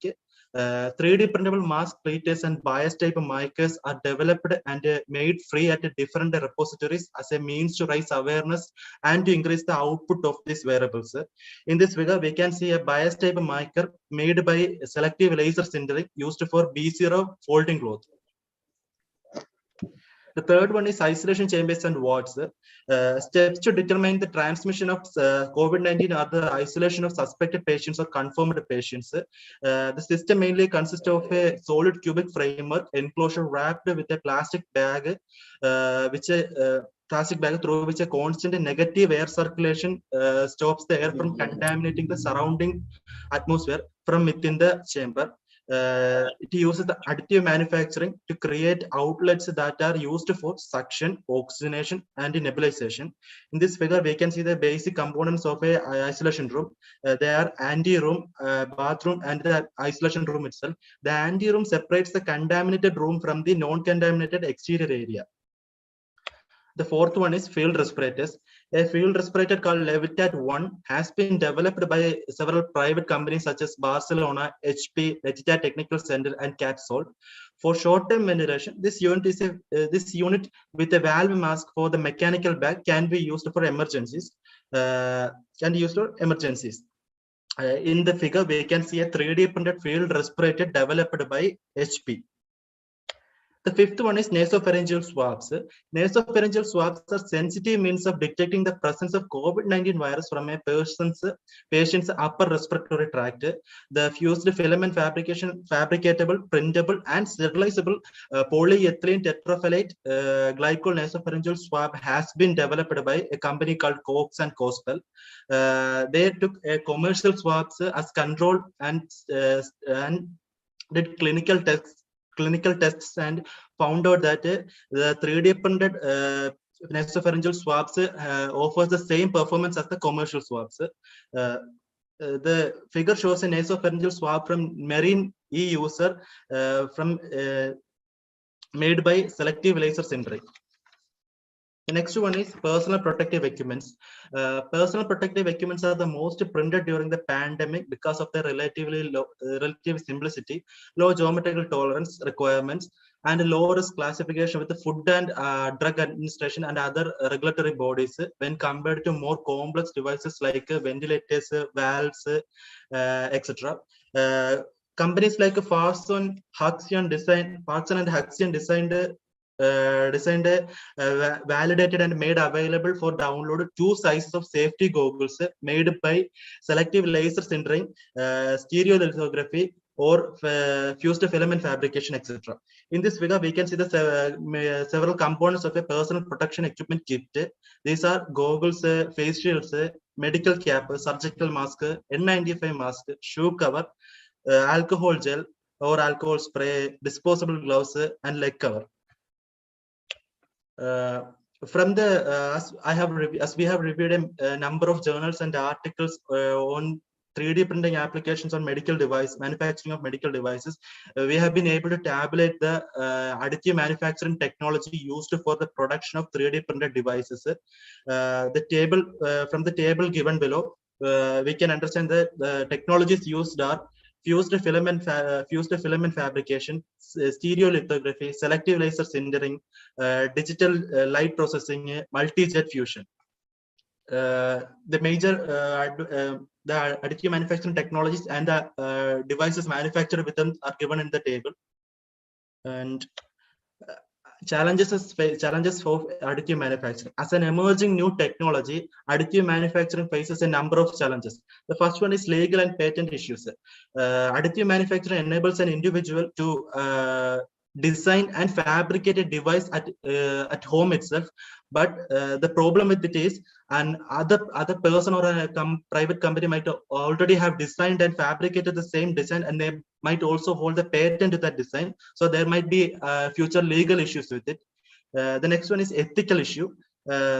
Using additive manufacturing, one can make weapons and other objects that can be used to harm other people. So there is an ethical issue with additive manufacturing. Safety.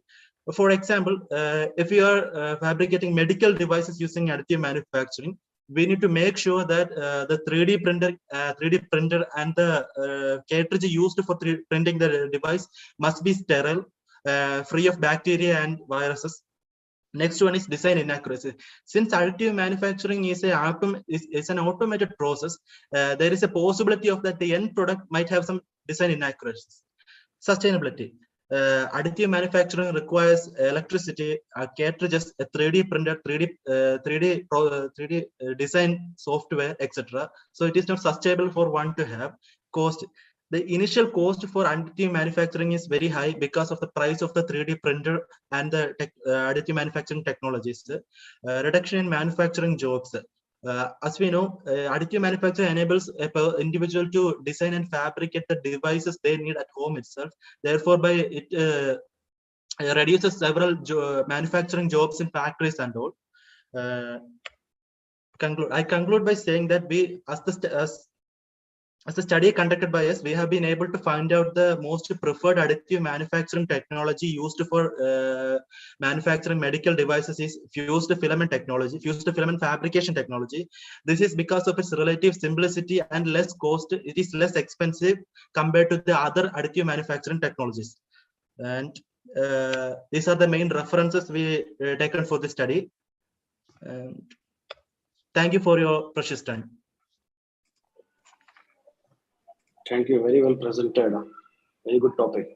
Thank you. Thank you, sir. Thank you for your next presentation. Though it take time more, but good presentation and good work. Thank you, sir.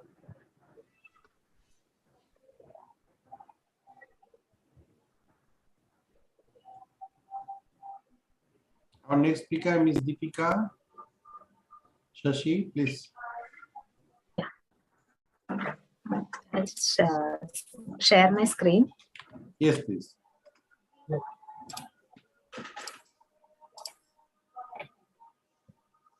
So is my screen visible? Yes.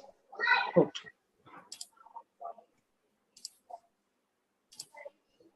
Okay, so Focus a on the very main. good day. Sorry. Yes, fine. Okay, so a very good evening to all. I am Deepika Shashi and I'm here to present a review on the recent advances in optical amplifiers for mode division multiplexing transmission systems. So my co-author is Mr. Chandu CB, Assistant Professor with the Academy of Science and Technology, Technical Campus, Kerala, India. So these are the contents of my presentation. Due to the fast-growing demand for higher bandwidth, higher security, and increased data rate, optical fiber communication has become a promising means of communication. And the main components that constitute a typical a fiber optic system is a light source, optical fiber, optical amplifier, and optical receiver. So space division multiplexing, or SDM, it is an approach which is used to further increase the capacity of the fiber-based transmission system. And as seen in the figure, we can see that several spatial channels are multiplexed into a single glass strand, and at the receiving end, the channels are demultiplexed. So an SDM system, which is realized with the multimode fiber, where each spatial mode is used for one transmission channel, is known as the mode division multiplexing, or MDM. So these are the objectives of our study. To review on the recent optical amplifiers which are used in MDM systems, such as the EDFA, or the erbium doped fiber amplifier, a semiconductor optical amplifier, or SOA, and the Raman amplifiers. And also we'll discuss on the various methods which are used to reduce the differential modal gain, and also compare the performances of the various optical amplifiers. So optical amplifiers, they are used to amplify an optical signal directly without the need for converting it to an electrical signal. And the various amplifiers that are employed are the erbium doped fiber amplifier, semiconductor optical amplifiers, and Raman amplifiers. First is the EDFA. So EDFA consists of an optical fiber which is doped with erbium ions. The input signal is coupled into the fiber with the help of a pump signal, normally at a wavelength of 980 or 1480 nanometers. The photons of the input signal at a wavelength of around 1550 nanometers can force the erbium ions to go back to the initial lower state, and thereby generating the replicas of the signal photons by a process which is known as the stimulated emission. Next is the semiconductor optical amplifier. So this also works on the principle of stimulated emission. So when light travels through the active region, it causes the electrons to lose energy in the form of photons and get back to the ground state. So these stimulated photons will have the same wavelength as the optical signal, and thereby amplifying the optical signal. Next is the Raman amplifier, and it makes use of the stimulated Raman scattering within the fiber, which transfers the energy of high frequency pump signal to the low frequency signals. So as shown in figure, it mainly constitutes a pump and a circulator. And the circulator is used for injecting the light back into the transmission path with minimum optical loss. So next are some approaches to reduce the differential modal gain. So this differential modal gain is an important design factor for an amplifier in an MDM system. So in an MDM system, we know that it is a dense environment with multiple wavelength channels of information to be transmitted and amplified simultaneously, or it can be multiple spatial modes which are used to carry information. So it is important that each spatial mode should be co-amplified uniformly. So DMG control is required to ensure that all the spatial channels are equally amplified. And DMG is basically a function of the overlap integrals of dopant distribution, the pump mode profile, and signal mode profile. So basically there are three types or strategies to minimize the differential mode gain, which is controlling the transverse pump field distribution, tailoring the dopant distribution of the active fiber, and also engineering the signal mode profiles. So moving on to the discussions, this is a comparison between the EDFA, SOA, and RA.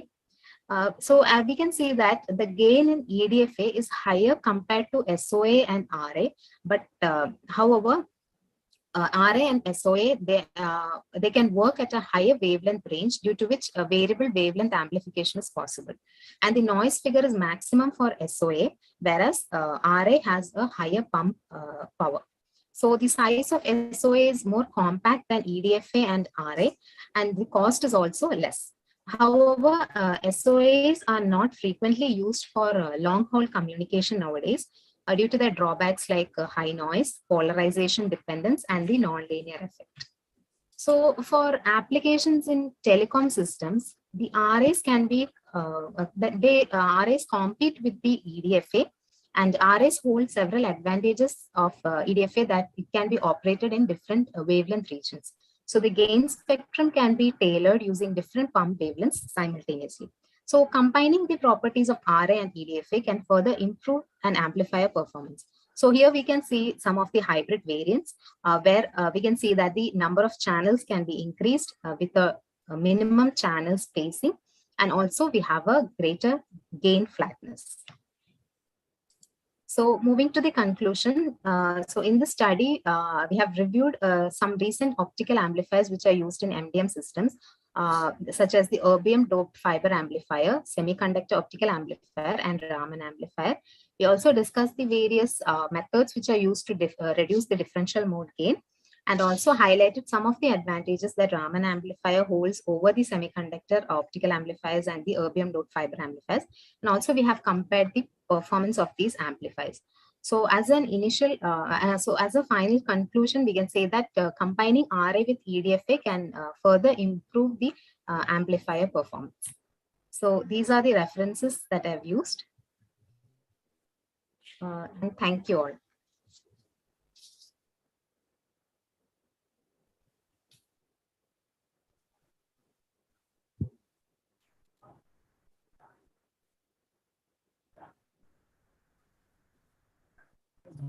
Presentation. Yes, to present you. From the chat box, there is no question. Later. So thank you. Yeah, thank you. Nice presentation. Any question from chairman? No. No, it's a good presentation. Then Thank we can you. move to next. Thank you, Ms. Deepika.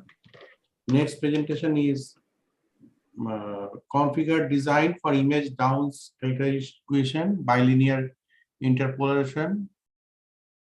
Aravelli Naveen Reddy, Mita Madhav Reddy, Muhammad Shahid, Chevi Ravindra. Are you present?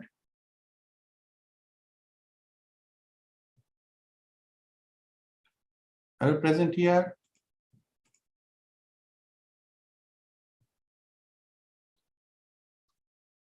If there is no presentation, we have no presentation now. Other papers already presented the previous lunch. So we can conclude the session with the chair permission. You want to discuss?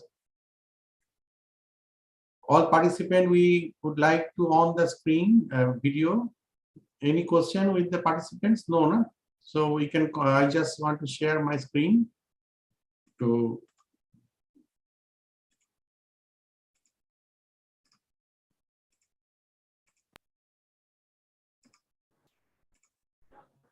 our token of appreciation to Dr. Harishankar Vishwas for being the chairing the session.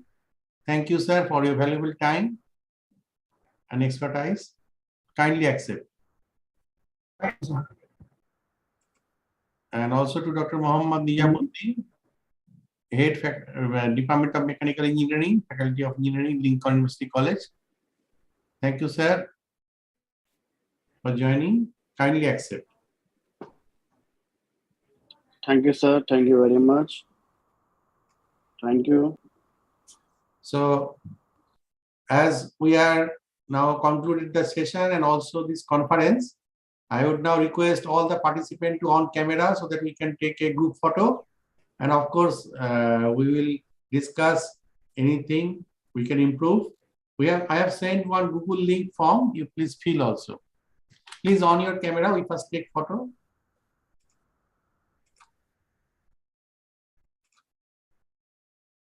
Everybody on?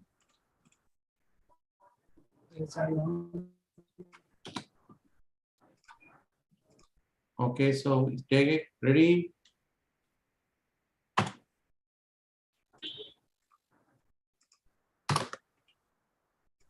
Next screen.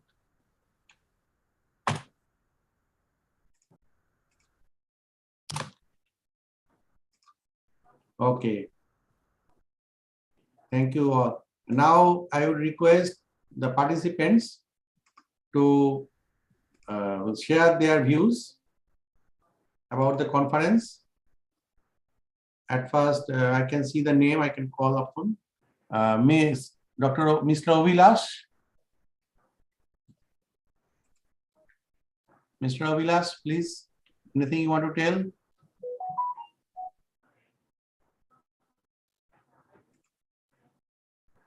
Dr. Hassan sir, you are here from University of Dhaka. Professor Hassan Habib. Yes. Sir. Hello, Professor Poddar. Yes, sir. How are you? Oh, I'm fine, fine. Thank you so much. Thank you for joining. You are doing great job. Can you hear me? Yes, sir. I can hear. Cannot see. Okay. Okay. Now yes, you now can see. Okay, okay, okay. Thank you for joining. Okay, thank you, thank you. And I think Dr. Tahira also here from Pakistan, and Dr. Sheikh Nizam also here. We are Dr. Hari also here. We are going to collaborate work with chemistry and material science with your what you call association, sir. Thank you to be with us. Okay, go forward. Thank you, sir. Mr. Antanu.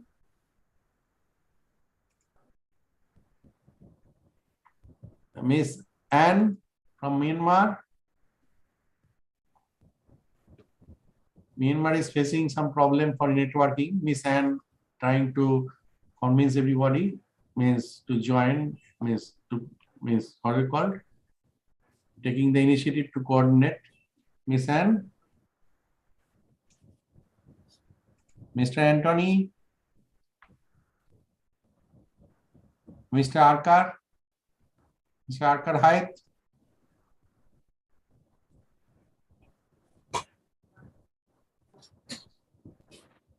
Miss Shichip. Hello. Yes, you want to share your views, please?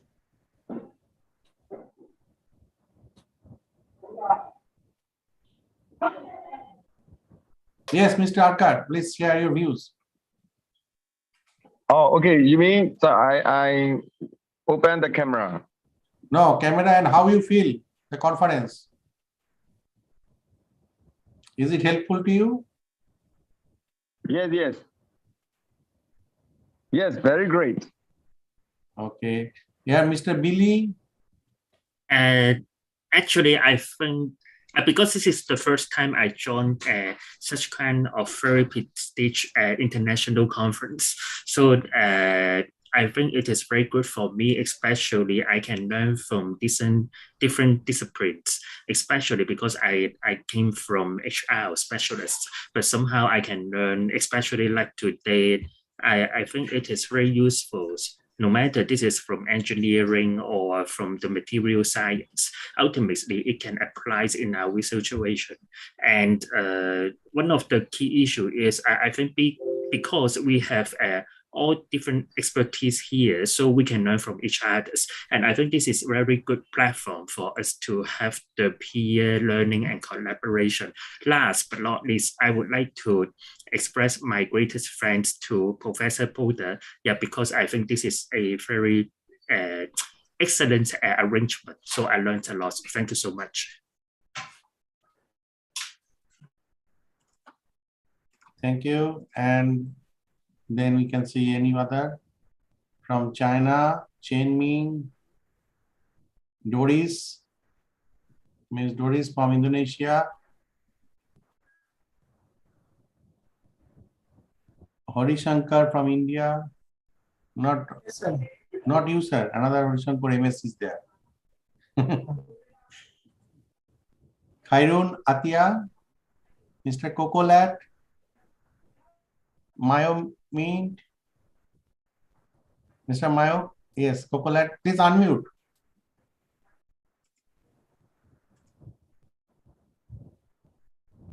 Yes, sir. Please share your views. Yes, so excited for the new information, especially the most of the technology and also the engineering side. So wonderful, amazing. Thank you so much. Thank you. Mr. Thu Yaman, your camera is on, so you can talk. Yes, sir. Please share your views. So this 2 days are very valuable, sir, for me, sir. Actually, sir, I joined this conference for my first time, sir, for my academic requirements, sir. But during these 2 days, I gained many knowledgeable from not only from the engineering, but also for the managerial point of view, sir. So I think that this is a very great time for me. Thank you.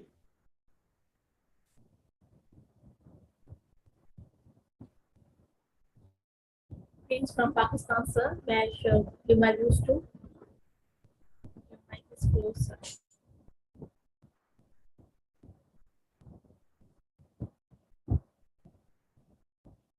Sir, your mic is closed. Mr. Mayo, unmute yourself. Oh, I'm Mayo also. Yes. Dr. Tahira, you want to tell? Yes, sir. I want to show my gratitude for this 2 days event and, of course, acknowledge your efforts. It was very valuable 2 days conference. All the plenary and lectures, although the conference was material related, but it was very good to see all the engineers, chemists, all kind of background scientists were together on this platform, and they deliver their knowledge very well. So it was very nice to be here in this virtual world for 2 days. Thank you very much for giving us this chance. Thank you, madam. Mr. Mayo, unmute. You want to tell something, I see? Yes, please. Sorry. Yes. Me? Yes, can. Please. Can. Okay, very interesting for these 2 days. So actually, no, my topic is that management. But anyway, now you can learn a lot of new knowledge from this conference. So this is very interesting, and know that. Thank you very much for your conference. Thank you.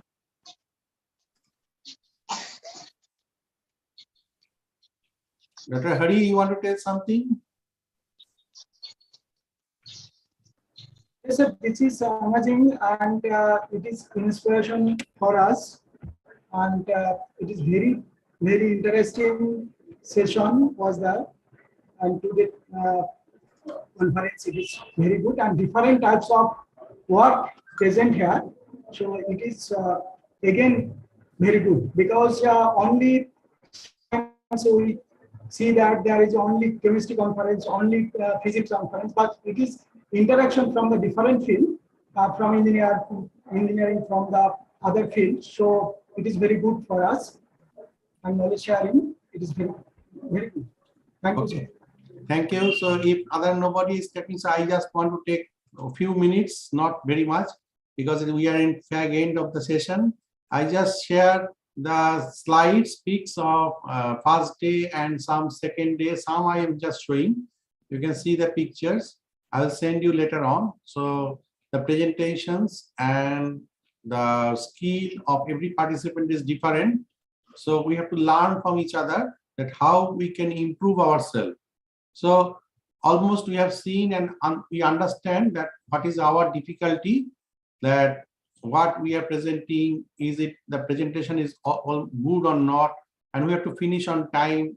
We have to sharing screen problem. So like everything we have to learn from each other, that how we can improve our slides in our next presentations, and how we can improve our presentation. Like this one, he presented a block diagram, but he not showed any other means the topic, etc. So we told on that time. And like this one, experimental procedure is too much descriptive. So it is not like flow chart, what like Professor Sheikh today shown, that how interesting the slides. So like this, so you can see that all the pictures here of some of the pictures yesterday, and of course today also have this one. So you can see this one, the slide background is not right, and we have to, I have already told the supervisor, please consult with your supervisor. Like this one is very nicely presented. The presenter means the slide and also the presentation is very good. You can see when he talking, he annotate the underline the points. So when we present, we also should take this type of attitude that we must highlight what we are going to tell. Then people can see and understand easily. And see the thank you slide is also smiling and the innovative. And these are the things. So like somebody is showing the content, etc. It is not so much needed during a short time of presentation. So we should go directly to objective and make it presentable. Like this type of pictorial presentation is very nice to see and very nice to understand, because after 2 days of lecture we are all bored how to, means you can see this picture is very interesting pictures. So like this type of things, if we incorporate like this type of flow chart, more bigger font, then we can means make it more interesting. So these are the main means some of the points, and we have taken group pictures. You see that Prof. Flavina from Italy, her slides, her presentation. So that type of presentation we have made, and also the work, how it is presented, how biochip is made from paper. So, and how it is installed in the body. Then this one, Professor Professor Sheikh from Malaysia, how he is interesting, nice presentation, because we have to understand the basic things and we have to know the depth of the study. So this one also you can see the pictures, what he presented very nicely, that how the work has been presented. Like this 3D printing also, even it is more time taking, but you should make a short presentation, not so vivid, because but the presentation is very nice. This topic is very nice. So in this one also very nicely presented, and time is almost within the time limit. So I am not going to spend so much time of this. I just share some slides of what you call of my talk. How, as I told, that how we are interrelated with each other.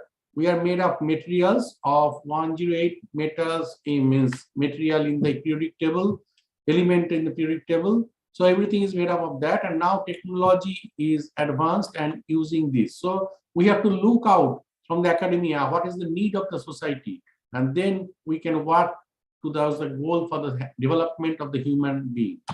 So we have to do social networking because it is not that physical so much. Now we can instantly connect with different countries. We are connected with Myanmar, we are connected with China, we are connected with Pakistan, Sri Lanka, Bangladesh, India, Nepal, many countries, Italy. So sitting here, we are connecting within 1 second to all the platforms, social media. So we have to use this for development and collaboration. We have to use this for United Nations 17 SDG goal. Like first one is no poverty, second one zero hunger, third one good health, fourth education. As we know that if we are hungry, we cannot think about good health. If we are in poor health, we cannot think about education. And if we have no education, we cannot produce our own food. Then we are go back to the monkey. So all the goals are interrelated. We have to be educated. We have to maintain our health accordingly. Then only we can get food. And if there is no food, we cannot get good health and education.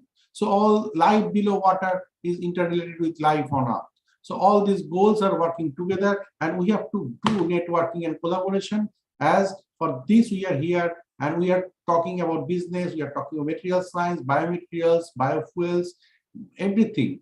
So we are working together to achieve these goals. Thank you once again to be with us, and we will meet again with other conferences as we have in next one is ICDMHR Disaster Management Conference in June. Then we have business conference in September, hybrid mode. Then we have in another conference. So we have series of conference. Keep in touch, and we do networking and collaboration with different projects and publications. Please communicate and interact with each other. Thank you once again to join. Stay safe. Thank you. Bye. Thank you. Bye-bye. Thank you.